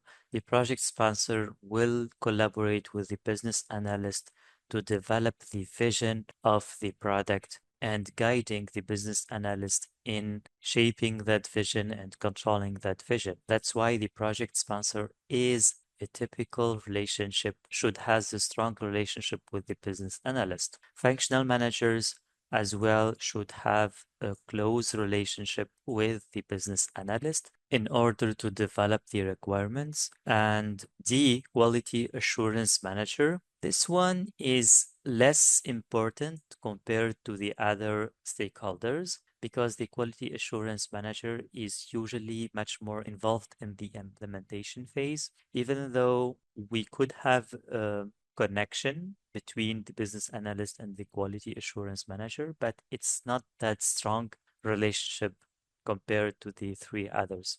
Let's check the final option. End users is very important for the business analyst in order to collect feedback about the product and adjust the product based on end users' needs. So by looking to all the options, I think the right option should be D here. Let's confirm. Yes, the correct answer is D.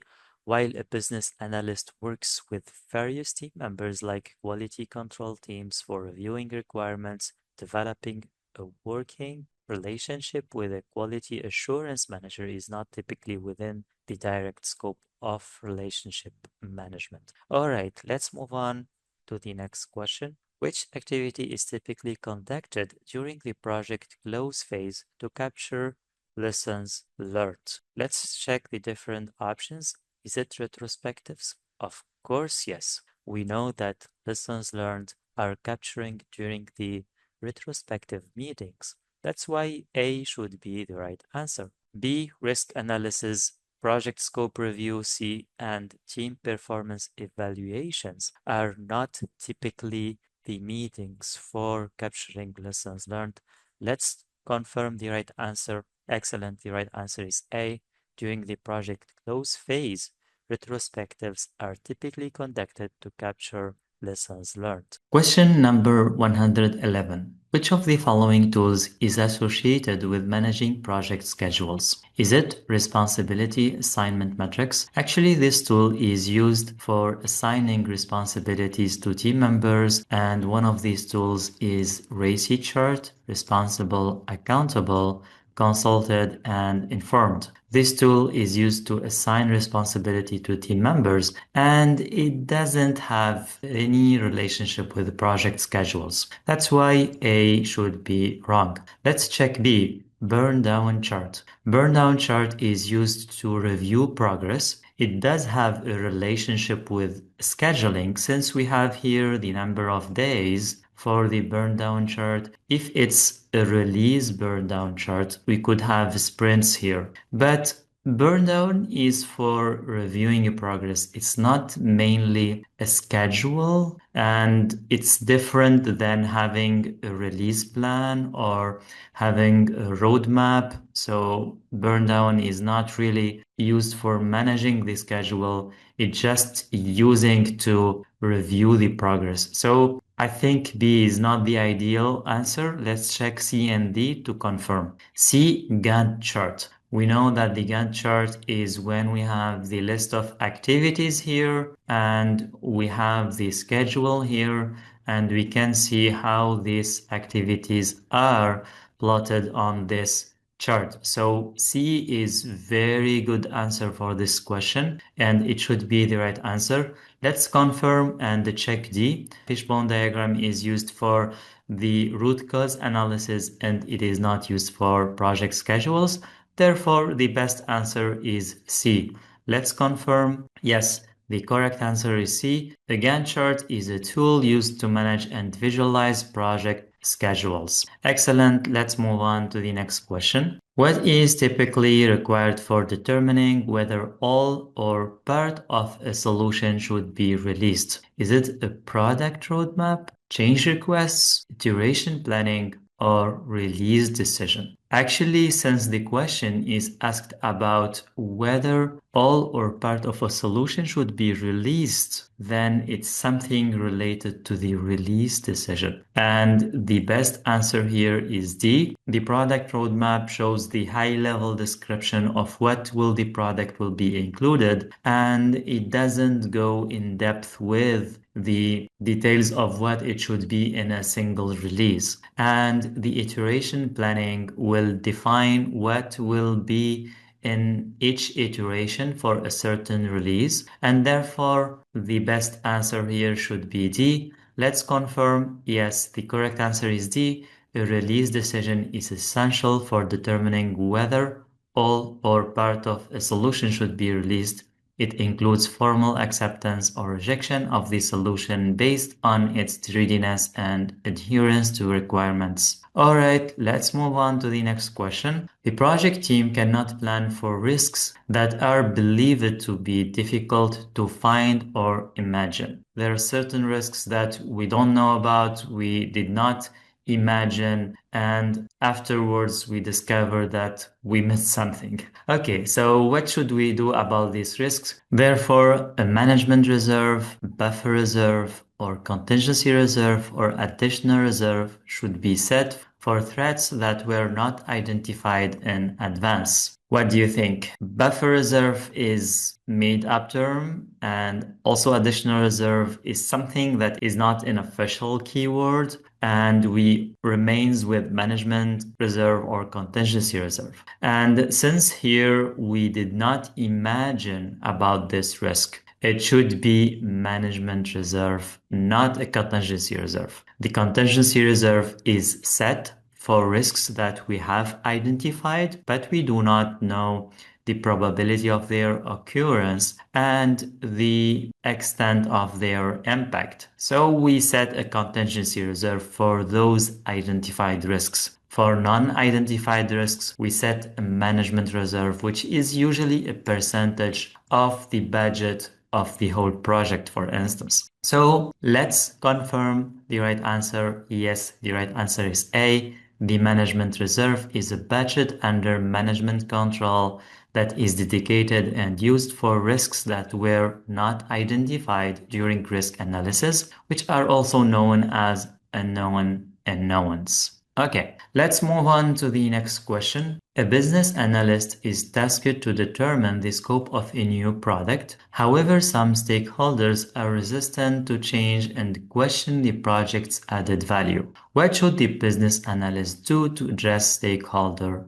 concerns? We have two options here. Let's check the options one by one. Develop a stakeholder engagement plan. Okay, the stakeholder engagement plan is used to answer this question. What should we do to engage the stakeholders? And we are here facing stakeholders that are resistant. Do stakeholder engagement plan help us? Of course, yes. It could help us a lot. So I think the stakeholder engagement plan is important to address the resistant stakeholders. Let's check B. Perform a business case analysis. All right, so why usually we develop a business case analysis? We develop this in order to showcase the value of the project and to demonstrate that this project has an added value and we should pursue this project. And we have a resistant stakeholders and they are questioning the added value of the project. So I think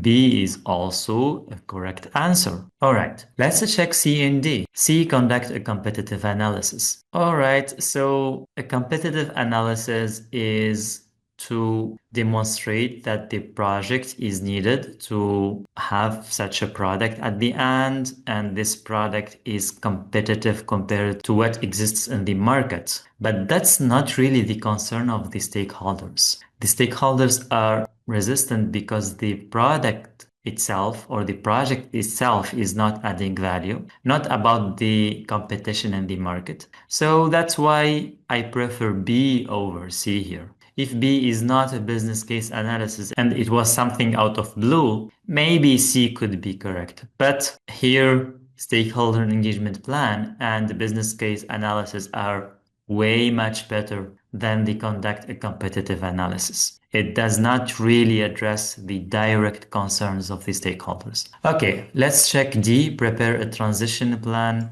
That's not the concern of the stakeholders as well. They are not having such a concern. So the right options should be A and B. Let's confirm. Yes, A and B are the correct answer. A stakeholder engagement plan ensures that the concerns of stakeholders, particularly those resistant to change, are addressed proactively. And also a business case analysis helps clarify the project's value by demonstrating how it aligns with business objectives. All right, let's move on to the next question. Which of the following is an example of a project constraint? Let's check A, a limitation on the project schedule due to vendor availability. All right, this is a constraint. Yeah, I think this is a constraint. So let's mark this as okay and check the other options. The project manager believes that certain resources will be available. Is this a constraint?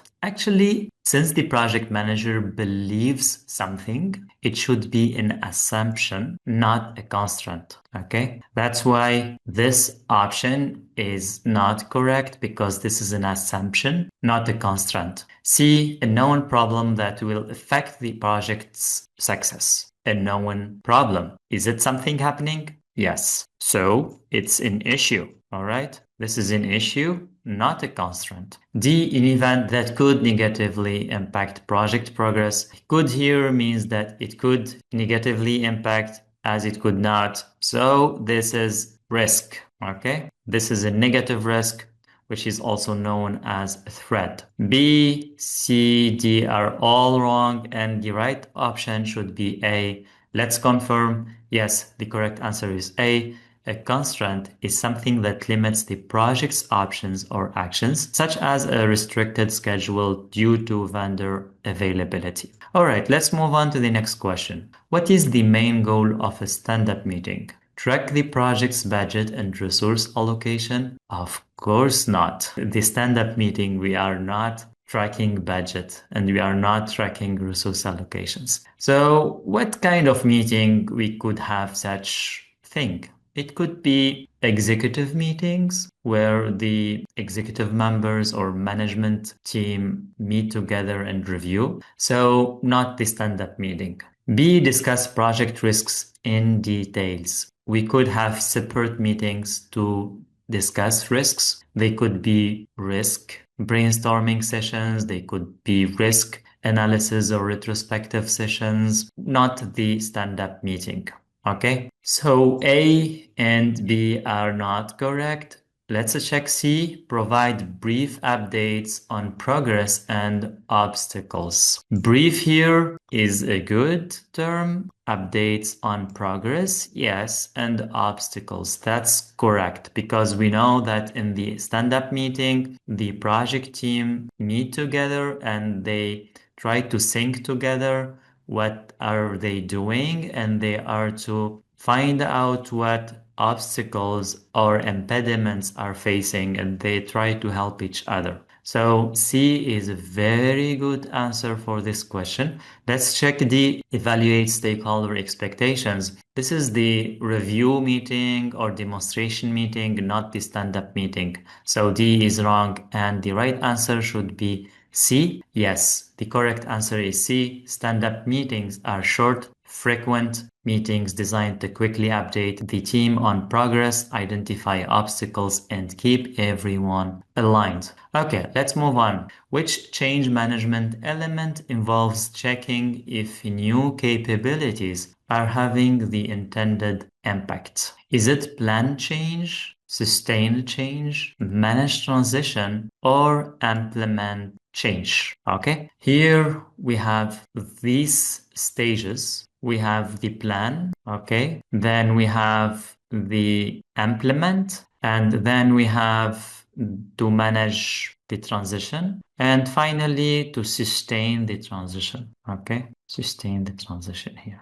Okay, now we need to find out which element of this involves checking if the new capabilities are having the intended impact. Is it in the plan phase? Of course not. We should implement these changes first. So when we implement them, is it the correct phase in which we need to check if they are giving the intended impact? Yes, it's this phase. We implement and we verify. And if we verify that the goal is achieved, the value is delivered, then we start the transition here to the end user, and we keep the change and we sustain the change in this phase. So the right answer should be implement the change phase. Let's confirm. Yes, the correct answer is D. Implementing change is an iterative element that focuses on demonstrating the future state capabilities, checking to ensure the capabilities are having the intended impact, and making necessary improvements or adaptations in response. All right, let's move on to the next question. How does poor communication between a business analyst and the technical team impact the project? Let's select two here and check A. Increased project costs due to rework. What could cost the rework? It causes the unclear requirements, since the business analyst is not communicating with the technical team, so they might understand things not clearly, they might do some scope creep, they might implement things on their own, and they took some assumptions, and if they did something wrong, they will redo it or do some reworks afterwards, and this will cost money. So increased project costs? Of course, yes. It will increase project cost. Let's check B. More team autonomy leading to higher productivity and morale. That's ridiculous, actually. Autonomy means that the technical team already knows in detail what they should do. They have the big picture, they have already guidance from the business analyst. And here we said there is poor communication. So not enough communication. And since we have poor communication, it's not a good thing.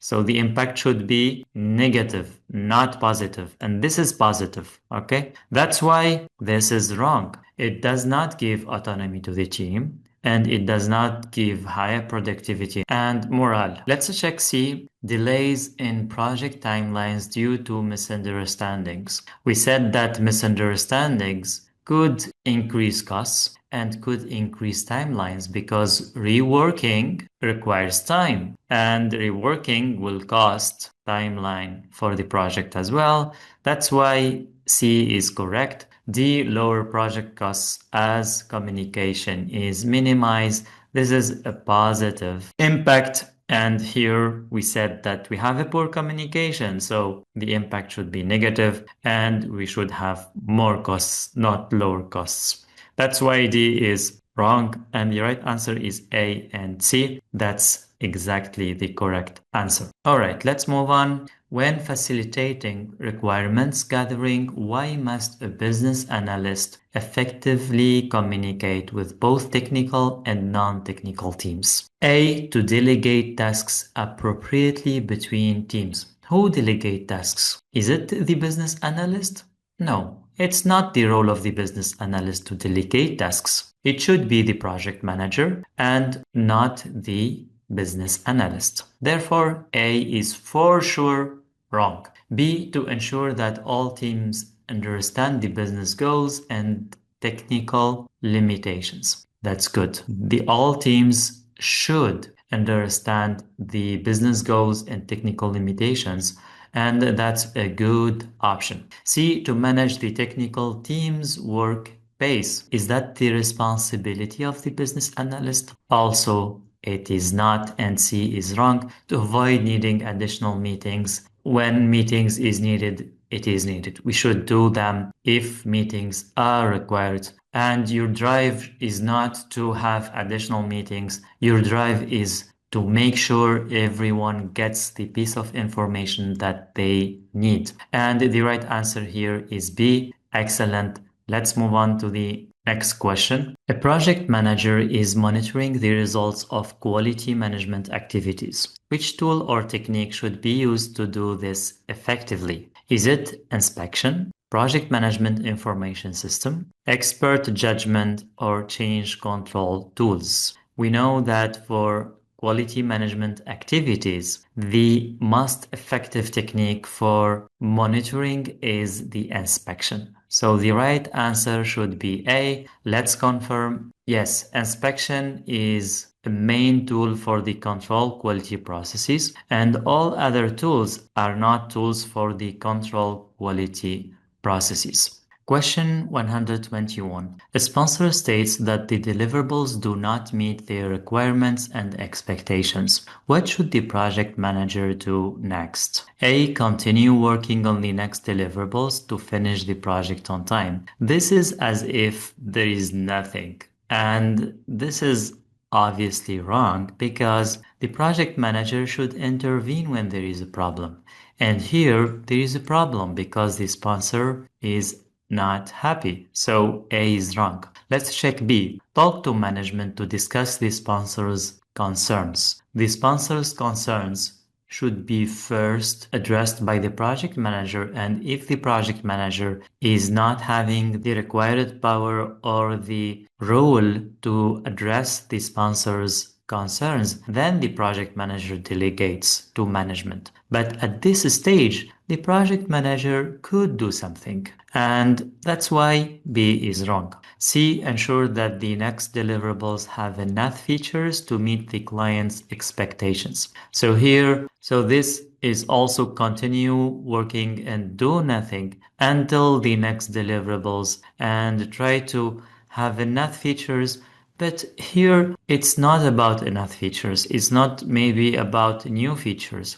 So we need to address the expectations and requirements of the sponsor and understand why they are not happy and understand what was supposed to be delivered. So that's why C is wrong and D should be right. Let's confirm. D. Perform a scope control to verify if the deliverables meet the project objectives. That's exactly what the project manager should do next, okay? And D here seems correct.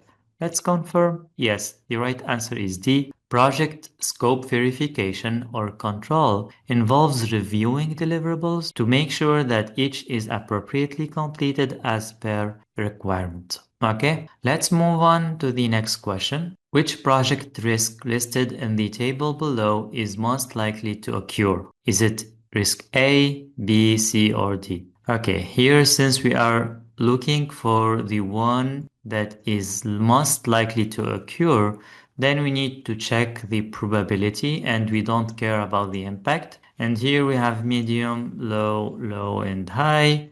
So the most probable risk to occur is this one. The right answer should be easy, right? Let's confirm. Yes, the correct answer is D. And let's move on to the next question. The project manager notices that political debates are disrupting team meetings and decides to ban such discussions. Where should this rule be documented? Is it in the team charter? We know that team charter contains rules that are related to the team and behaviors and some norms that the team should be adhering to, and therefore the team charter seems like a correct answer. Let's check the other options. B. Project charter. The project charter is not about the behaviors of the team, is about the high level description of the project and the main stakeholders and the timelines, the budget and stuff like that. It's not about not having such discussions within the team. So B is not correct. C. Resource charter. Even though this is related to resource, but the resource charter is a made-up term. There is nothing called resource charter. That's why C is wrong as well. D. Resource management plan. This is about planning how you acquire, you manage, and you develop your resources. It does not get into the details of how these team members should behave. That's why resource management plan is also not correct. The right answer is obviously A. The team charter is the right document to include rules and guidelines on how the team members should interact with each other. All right, let's move on to the next question. Which of the following are not considered as brainstorming techniques? Select two. A. Idea napkin. Idea napkin is a brainstorming technique. It involves documenting ideas in 5 steps on a napkin. The 5 steps includes people, offering, customer value proposition, and core competencies. So A is a brainstorming technique, and it's not the right answer since we are looking for other techniques, not brainstorming techniques. Okay, let's check B, data gathering. When we gather data, we could use different methods. We could interview stakeholders, we could check documents, we could have focus groups. There are a lot of techniques. So data gathering is not a brainstorming technique, therefore it is a correct answer for this question. C, round robin. Round robin is a brainstorming technique and actually is a brainstorming technique where everyone within the team takes a turn to generate and develop ideas. Therefore, C is not the right options for this question. D, star bursting. This is a brainstorming technique as well. And star bursting is when you create a list of questions related to an idea or an issue from different angles. The star has 6 points, and these points are trying to respond to these questions of who, what, when, where, why, and how. In short, this is a brainstorming technique, and that's why it's not the right answer for this question. E, active listening. Active listening is related to communication and it involves listening with intention to understand. It's not a brainstorming technique, therefore, it's a correct option. As a conclusion, the correct answer for this question is B and E. Let's confirm. Yes, excellent. Data gathering is a research information collection activity, and active listening is a communication skill, not a brainstorming technique. Let's move on to the next question. Why is document analysis considered a valuable technique for gathering project requirements? Let's check the different options. A, it saves time for stakeholders during in-person elicitation activities. It could be right, because when we do this, we could get some conclusions, we could get some informations, and when we have later on in-person elicitation activities, we already have some information. So that could be right, but let's check the other options. B, it provides interactive collaboration. Of course not. Document analysis requires that you go through documents. You need to read. You could be by your own. It's not an interactive collaboration. Not at all. So B is wrong. C, it helps to engage multiple stakeholders simultaneously. Is that correct? Not, of course, because it's close to the B actually. It's not a simultaneous collaborative way of doing the requirements analysis or the requirements gathering. Okay, so B and C are wrong. D, it's the most accurate form of elicitation. That's wrong as well. I don't think it's the most accurate one. We could have expert judgments. We could have some other tools like focus groups, interviewing stakeholders that have deep knowledge about the area. So I don't think this is correct. And the best option is A. Let's confirm. Yes, the correct answer is A. Document analysis involves reviewing existing documents, contracts, reports, or any relevant written information to gather requirements. By doing so, stakeholders don't need to spend as much time in face-to-face meetings as a significant amount of data can already be gathered through the documents. All right, let's move on to the next question. A Scrum team can use the burn up and burn down charts to get an overview of a sprint's work development. Both charts are primarily used for identifying technical issues, tracking progress,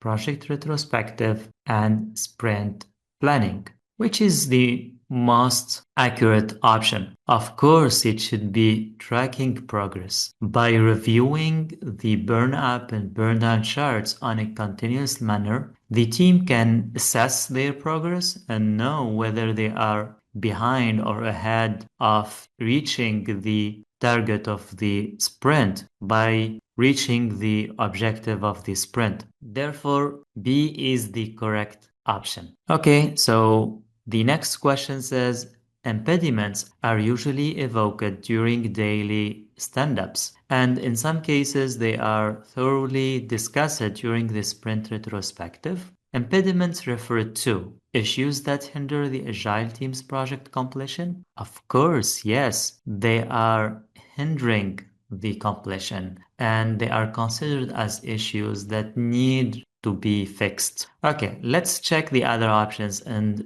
be sure that A is the correct option. Change requests? No, impediments are not change requests. External risks? Impediments are not external risks. They are real issues. Okay, and problem caused by the product owner. Why we think that the product owner causes problems? That's actually ridiculous.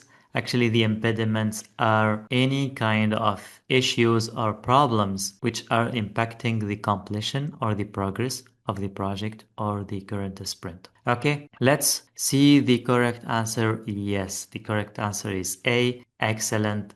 Let's move on to the next question. Which of the following is a risk response strategy that involves passing the impact of a risk to a third party? Is it mitigation? Of course not. Mitigation is to reduce the probability or the impact of a risk. For example, the probability of a risk to take place is 50%. You do some mitigations and it becomes 20% to take place. Or the impact is losing, let's say, 1,000 US dollar, and you do some mitigations and the impact will be losing maybe 200 US dollars instead of 1,000. So that's mitigation. B, risk avoidance. Avoidance means that you are completely avoiding the project. For this project with 50% of probability, it becomes 0%. That's avoidance. With a risk that could cause us 1,000 US dollars, now we did an avoidance and it plateaued to 0 US dollars. That's risk avoidance, and in our case is not the correct answer. C, risk transference,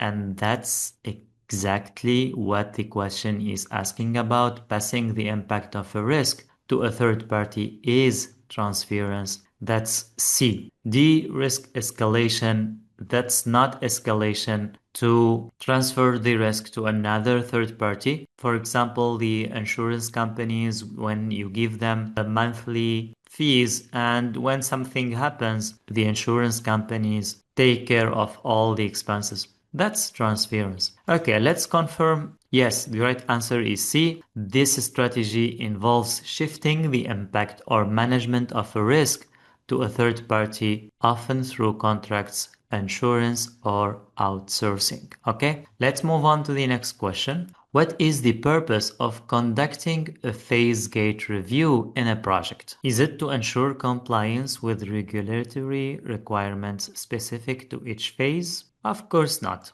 That's not the purpose of the phase gate review. It's not about regulations only. So that's why A is not correct. B, to assess the alignment of project risks with strategic objectives. Actually, it's also not just about risks. That's why B is not correct. C, to allocate additional resources. Of course not. It doesn't make any sense to just have a phase gate to give more funds and resources. That's an indication of poor planning, actually. And D, to evaluate deliverables before proceeding to the next phase. That's exactly the purpose of the phase gate review. And why is that?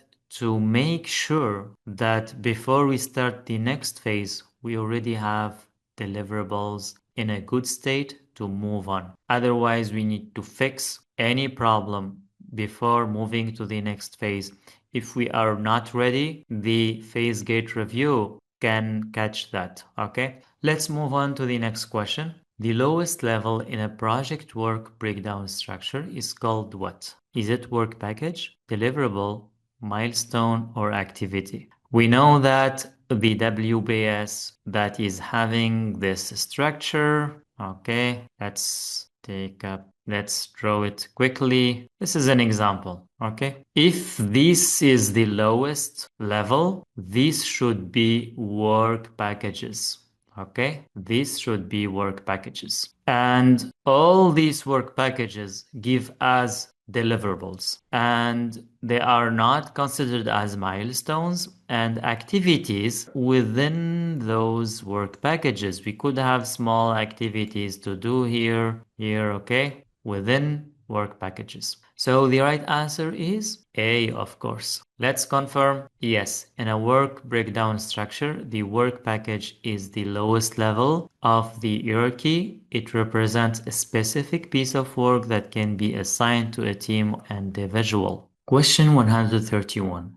Which of the following is not typically included in a product roadmap? A. Success criteria. We could have success criteria within the product roadmap. Actually, it's a must to have a success criteria. So A is not the correct answer. Let's check B. Market forces. Also, market forces could be part of the product roadmap, and it should be in the product roadmap. C. Procurement strategy. The procurement strategy, however, could be not in the product roadmap. It's rather on an organizational level and not on a product implementation level. Therefore, C is not part of the product roadmap. D, product releases. Actually, should be part of the roadmap. Whether we have the version 1, version 1.2, version 2, etc. These are the product releases,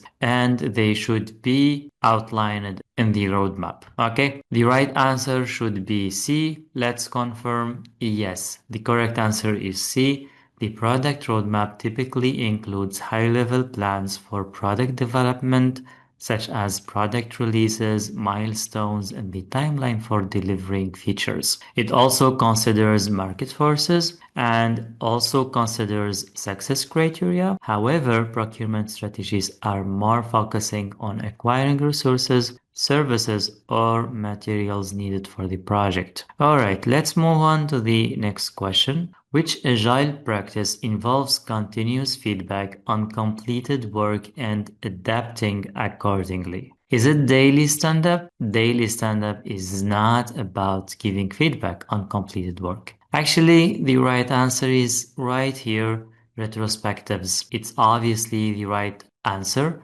since the retrospectives is performed at the end of each iteration and it tries to assess the processes. Okay. See, sprint planning is not a continuous feedback mechanism, and the backlog refinement is also not for the feedback. It's for managing the product backlog and try to improve it to make it ready for the next sprint planning. The right answer is B. Yes, retrospectives are agile practices where the team reflects on the completed work after each iteration or sprint. Let's move on to the next question. What is a risk register used for? Is it for defining how risks will be planned? This is not the purpose of the risk register, even though we could have some risk responses outlined in the risk register, but it doesn't aim to define what will be the plan for the identified risks. Okay, let's check the documenting risks and actions for managing them. Yes, that's a register. So we have the list of all risks within that register, and we try to catch up on all of them and try to monitor whether they took place or not, whether they are changing, whether there are some new risks, etc. All this occurs within the risk register. So B could be correct. Let's check C and D as well. Recording closed risks. Actually, that's not enough. Risk register should be a living document and not a dead document where we just archive closed risks. Okay? That's why C is wrong. D, documenting losses caused by risks. Also, that's wrong as well. And the right answer is B. Okay.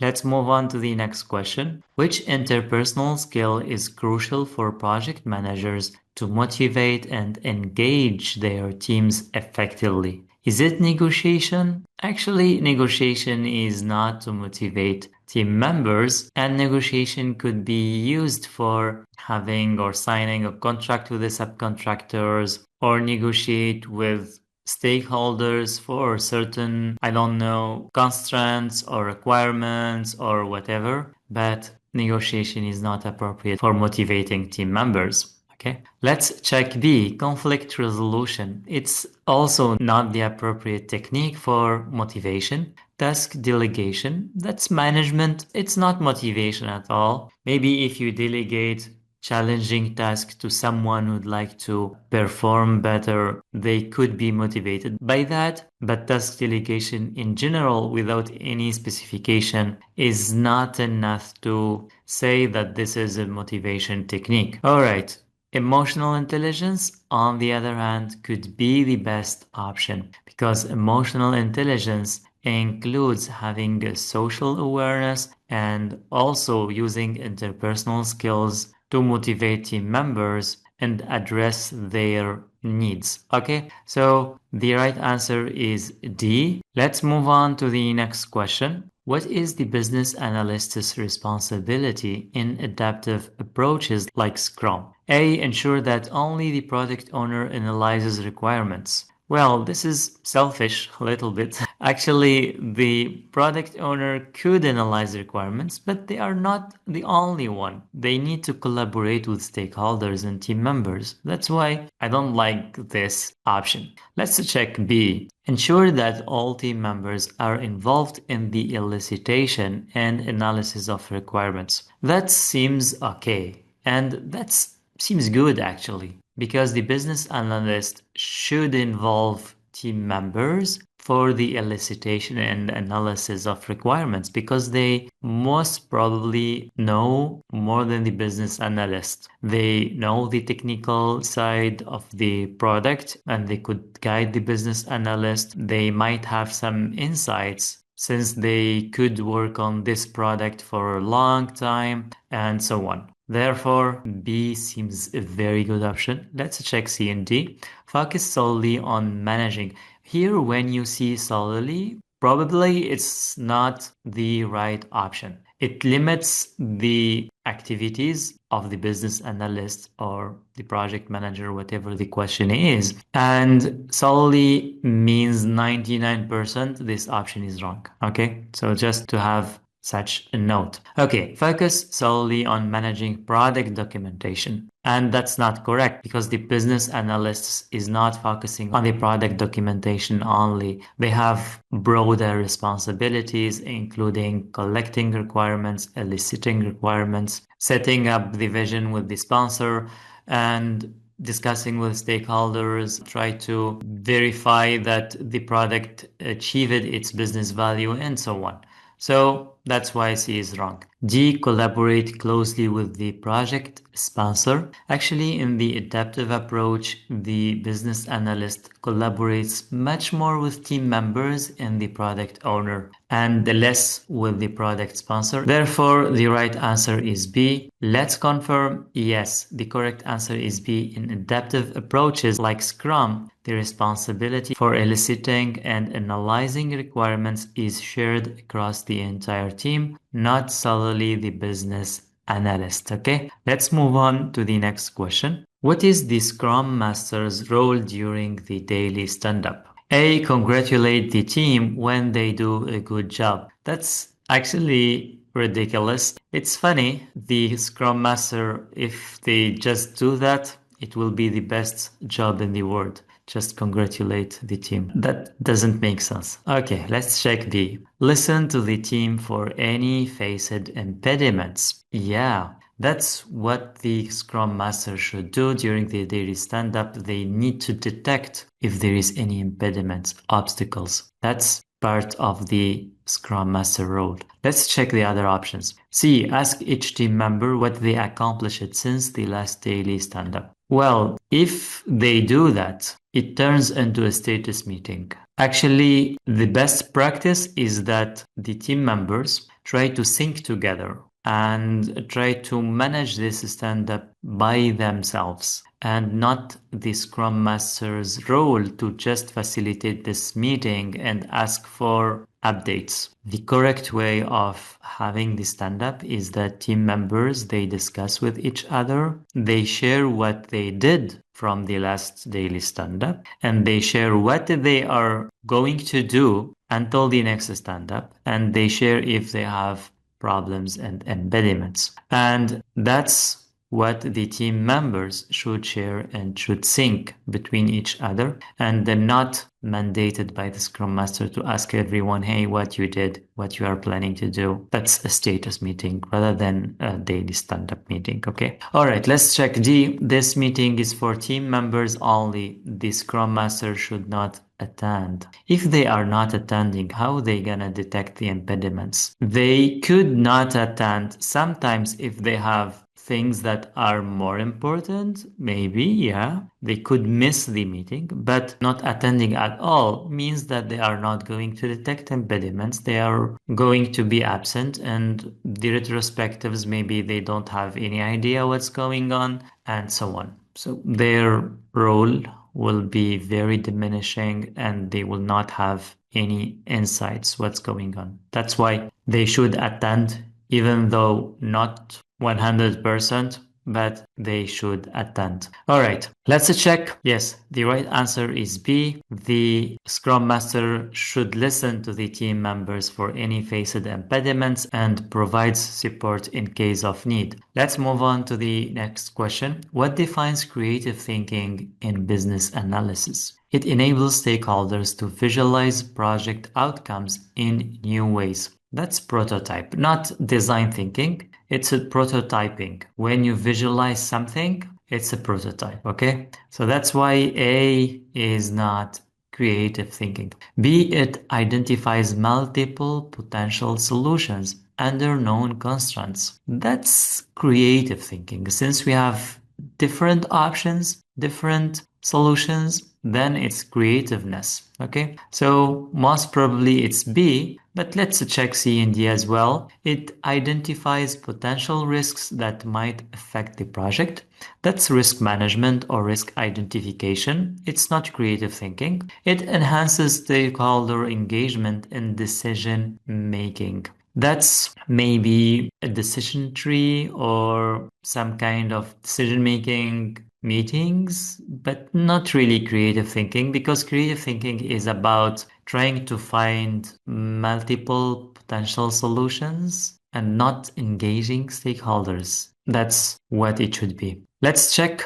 Yes, the correct answer is B. Creative thinking in business analysis is defined by the ability to explore and identify various potential solutions while working within the project's known constraints. Okay. All right. Let's move on to the next question. What is the key responsibility of the business analyst when working with the product quality control team? A. Assigning tasks to quality control analysts. Assigning tasks to quality control analysts. When you see business analyst assigns tasks, you should know that this is wrong, because we know that business analysts, they are not managing people. They are trying to drive the analysis and elicitations of the product and try to ensure that the product is delivered according to the intended value. They are not managing people. They are collaborating with people to achieve those goals. Okay? That's why A is wrong. B, ensuring alignment of the solution with business goals. That's good, ensuring alignment with business goals. Well, but why we said here quality control? Maybe we should have an option which is more relevant to the body of the question. Generally, that's good as a sentence, as a response, as what the business analyst should do. But let's check the other options. Maybe we have better option than this. C, reviewing test cases for errors and issues. That's related to quality control, and that's what the business analyst should do, because reviewing test cases for errors and issues is something that the business analyst can review and can understand and can reveal if there is any lacking, or if there is any rooms for improvement, or if there is something that needs to be addressed here. As a conclusion, this options aligns very good with the question, and it should be better and good answer. Let's check D. Overseeing all product transitions. That's not correct as well when it comes to collaborating with the product quality control. Let's review the answer. Yes. Excellent. C is the correct answer. A business analyst ensures that the requirements are correctly understood and reflected in the test. Test cases must be aligned with business objectives and requirements, which the business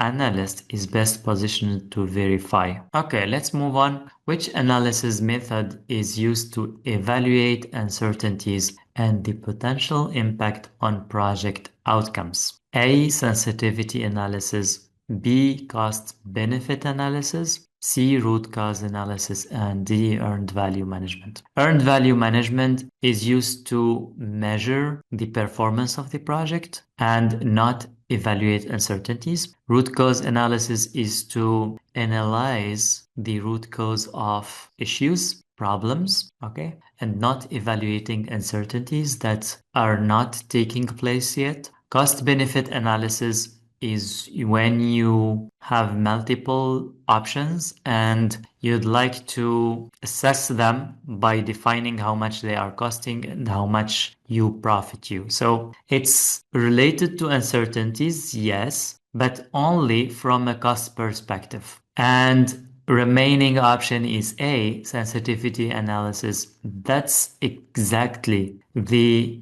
correct answer for this, because it evaluates uncertainties and the impact on the outcomes by measuring any changes and how these changes gonna impact the outcomes, and that's a sensitivity analysis. The correct answer is therefore the option A. Let's check the next question. During a sprint review, the sponsor requests a new feature to improve product competitiveness. What should the project manager do? A, request from the sponsor to submit a change request. We know that a change request is for predictive projects. And here we have a sprint review and we are operating under an agile project. Therefore, A is wrong. Let's check B. Create the user story and add it to the next sprint. Why should you add it to the next sprint right away? It's not the right course of action to add it to the next sprint. Actually, any item that are added to the next sprint should be with the consent of the product owner. If you are a project manager or a team member or a stakeholder, you are not allowed to add user stories to the current sprint or the next sprint immediately, okay? That's why that's wrong as well. C, create the user story and let the product owner decide its priority. That's exactly the right course of action. It fixes the lacking of this option B, and option C seems the best course of action. So let's ticket it as right and check D, not create the user story, since the request should come from the product owner, not the sponsor. Actually, anyone could give a request and anyone can create a user story, but only the product owner has the authority to add to the sprint. Okay, therefore it's fine to create the user story. It is not all the time that the product owner is the initiator of requirements. Okay, that's why the correct answer is C. It's the responsibility of the product owner to maintain and refine the backlog. Upon receiving a new requirement, it should be added to the backlog and then prioritized for implementation. Any stakeholder, not just the product owner, can submit a request. Question 141. What is the entity that provides the financial resources and support necessary for the project? Sponsor? Yeah, the sponsor is usually supporting the project financially. They come up with the idea and they support the project. So we can say the sponsor, yes. The project manager, actually the project manager is responsible for executing the project. They are not responsible for providing their financial means. That's why this is wrong. The bank, if the bank is the sponsor, that's fine. But the sponsor should find the means to finance the project. Whatever their means, they could borrow money from the bank, the friends, family, their own funds, whatever. The sponsor is responsible for providing the financial resources. Therefore, the bank is not the one, and the financial manager is managing the funds and the resources, not responsible for providing those resources. All right, so the right answer should be A. Excellent. Let's move on to the next question. What are the key differences between an activity list and a work breakdown structure? A. An activity list breaks down the project into smaller, manageable tasks, whereas a WBS outlines the sequence and duration of tasks. That's not correct because the activity list does not break down the project into smaller, manageable tasks. It's the WBS. This for the WBS, not the activity list. And also the activity list is sequencing, not really, because that's a list. Maybe sequencing is in another process, which is sequence activities, not just having the list. So that's why A is not really a good option. Let's check B. An activity list is a detailed chronological list of all tasks required to complete the project, okay? While the WBS is a hierarchical decomposition of the total scope of work to accomplish the project objectives. That's a very good definition, and both definitions are in line with what the activity list and WBS are. Let's double check with C and D. An activity list is primarily used during the project initiation phase. That's not true. Use this to continue reading. In the initiation phase, we don't develop the activity list. We just have the high-level definition of the project. And in the planning phase, actually, where we develop the activity list. That's why this is wrong. D, an activity list includes task dependencies and milestones. Really? No. The dependencies is taking place when we sequence the activities, and that's why this is wrong as well. If I read more this option, WBS focuses solely. We said previously that when you see solely, it is most probably wrong. And here on resources allocation and budgeting, that's not true as well. We could have some like attributes to the work packages, how much funds they need or how much resources, but it is not the only focus for WBS. WBS helps the project manager and the project team decompose the scope so it could be managed much more easily. Therefore, the right answer should be B. Excellent. The right answer is B. Let's move forward. A stakeholder wants to modify an existing feature. Which of the following would be used to determine the scope of the change on the product? A. Requirements traceability metrics. B. Sequence diagram. C. Project schedule and cost baseline. Or D. Requirements attributes table. Okay, we have here a stakeholder who wants a feature and how this will be impacting the scope. Okay, and usually when someone asks for something, we have the requirements traceability metrics. This stakeholder has a requirement. So we put this requirement in a table and we said that this user who wants this feature will be translated into creating a button X here or creating like, I don't know, a process here or like a field here if it's a software product. So that's a requirements traceability matrix. And all the other tools and techniques are not responding exactly to this question. The sequence diagram is actually trying to find out the sequencing within an established system. It's not really trying to mapping the requirements into the scope. Project schedule and cost baseline is not focusing on scope as well. And the requirements attributes table, it tries to define what are the specifications and attributes of each features. It is related to the scope, but it's not really tracing what are the requirements and how they're gonna change the product. Therefore, the best answer is A. Excellent. A is the correct answer. The requirements traceability matrix helps track the relationships between requirements and other project elements such as design, development, and testing. All right, let's move on to the next question. The IT and marketing departments have provided feedback on the business needs for a new product. What should the business analyst do after analyzing the feedback from the two departments? Okay, A, delegate the decision to one of the departments. So that's not the best decision. If you just get feedback and delegate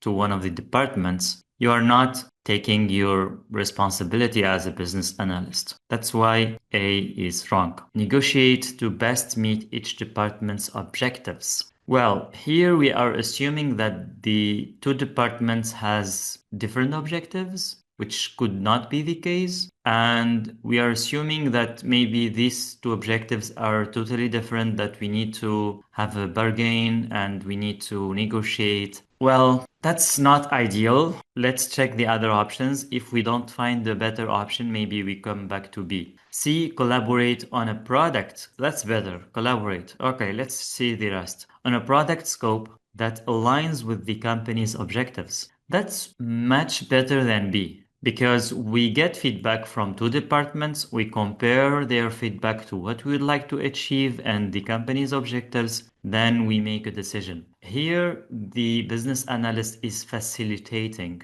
or is a facilitator, which is probably better than B. Okay, let's check D, vote on the product's highest value business needs. The vote here is used when we have a disagreement about something and we cannot resolve the disagreement, we go for voting. It's the last resort in these cases. Usually we do a collaboration first. If collaboration doesn't work, maybe negotiation second. If negotiation doesn't work, maybe vote third. Okay, that's why I go for C. Let's double check. Yes, the correct answer is C. This approach ensures that the feedback from the two departments is considered while keeping the company's overall objectives in focus. Excellent. Let's move on. To assess the project performance, a project manager calculates both its CPI and SPI, the cost performance index and the schedule performance index. Okay, so this is cost, okay, and this is schedule. Knowing that it has high CPI and a low SPI, what is the project status? Okay, so let's high CPI.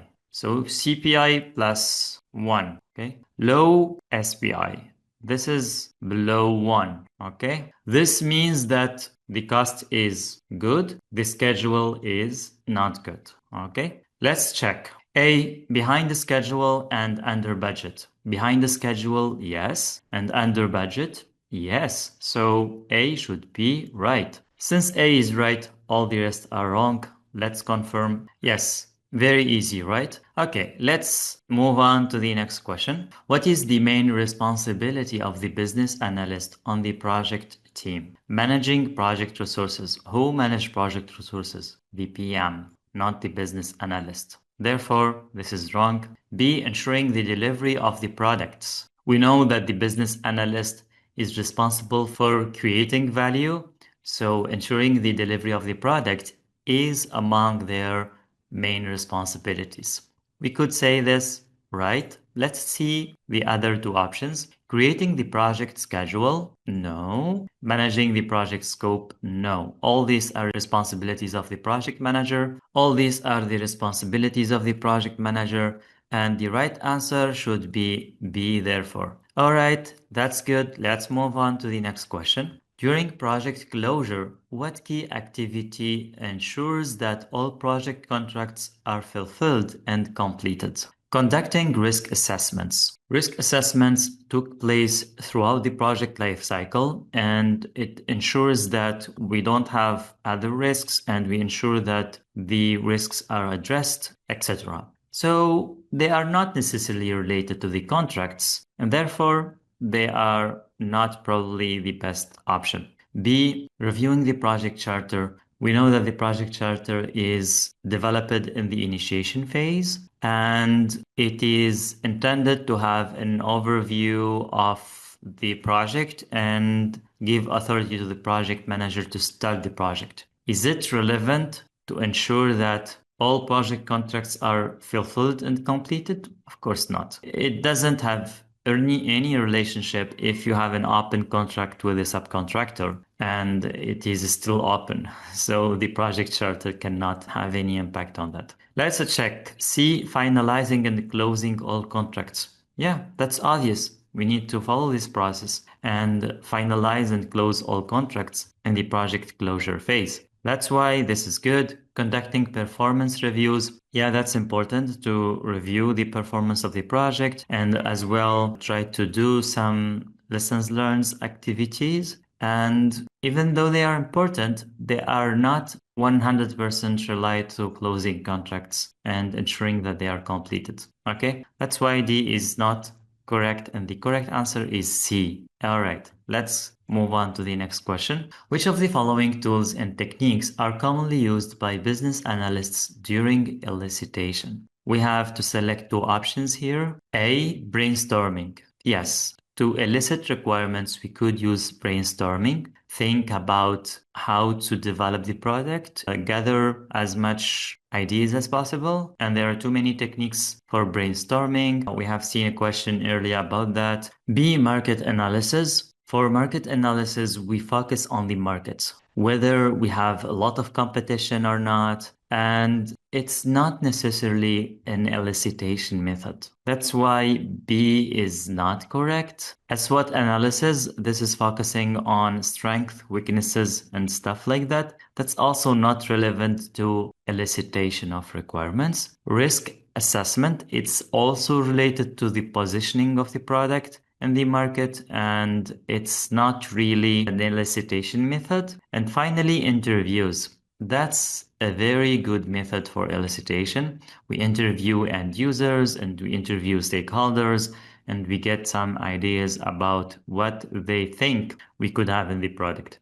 So as a final conclusion, A and E could be the best options. Yeah, A and E are the correct answer. Brainstorming and interviews are both common elicitation techniques used by the business analyst. Brainstorming helps generate ideas in a group setting, while interviews are conducted with stakeholders to gather detailed information about the project requirements. All right, let's move on to the next question. What are the guiding principles of the Scaled Agile Safe framework? Is it systems thinking, continuous improvement, and retrospective reviews? Well, continuous improvement is related to Kaizen, retrospective reviews. This is lean, systems thinking lean. Okay, let's check B. Take an economic view. Yeah, I know this is part of the SAFE. Apply systems thinking. Yeah, that's lean, also principle, and SAFE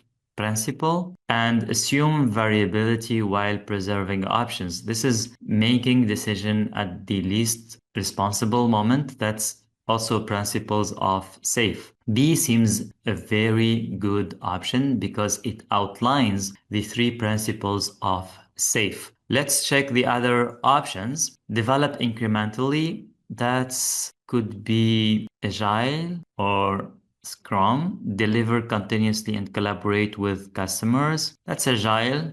Okay. Prioritize time boxes. That's Scrum. Time boxes is Scrum. This is maybe Kanban. So as a conclusion, B is the best option for SAFe. Yes, excellent. The guiding principles in SAFe include these three principles: take an economic view, apply systems thinking, and assume variability, preserve options. Okay, the last question is, what is the primary objective of the monitoring and controlling focus area in business analysis? To finalize business requirements? Not true. Actually, the business requirements should be developed earlier in the planning or execution focus areas. That's why A is not correct.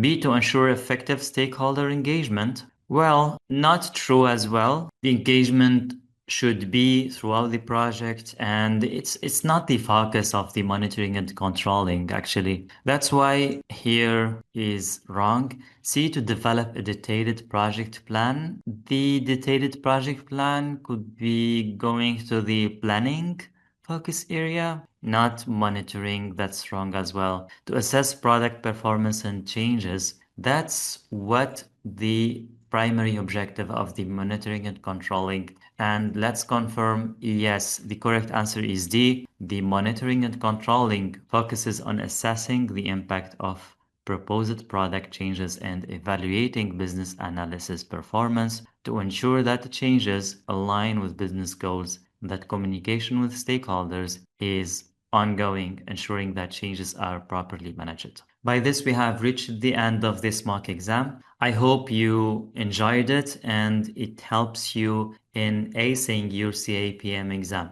Good luck and wishing that you get your certification very soon.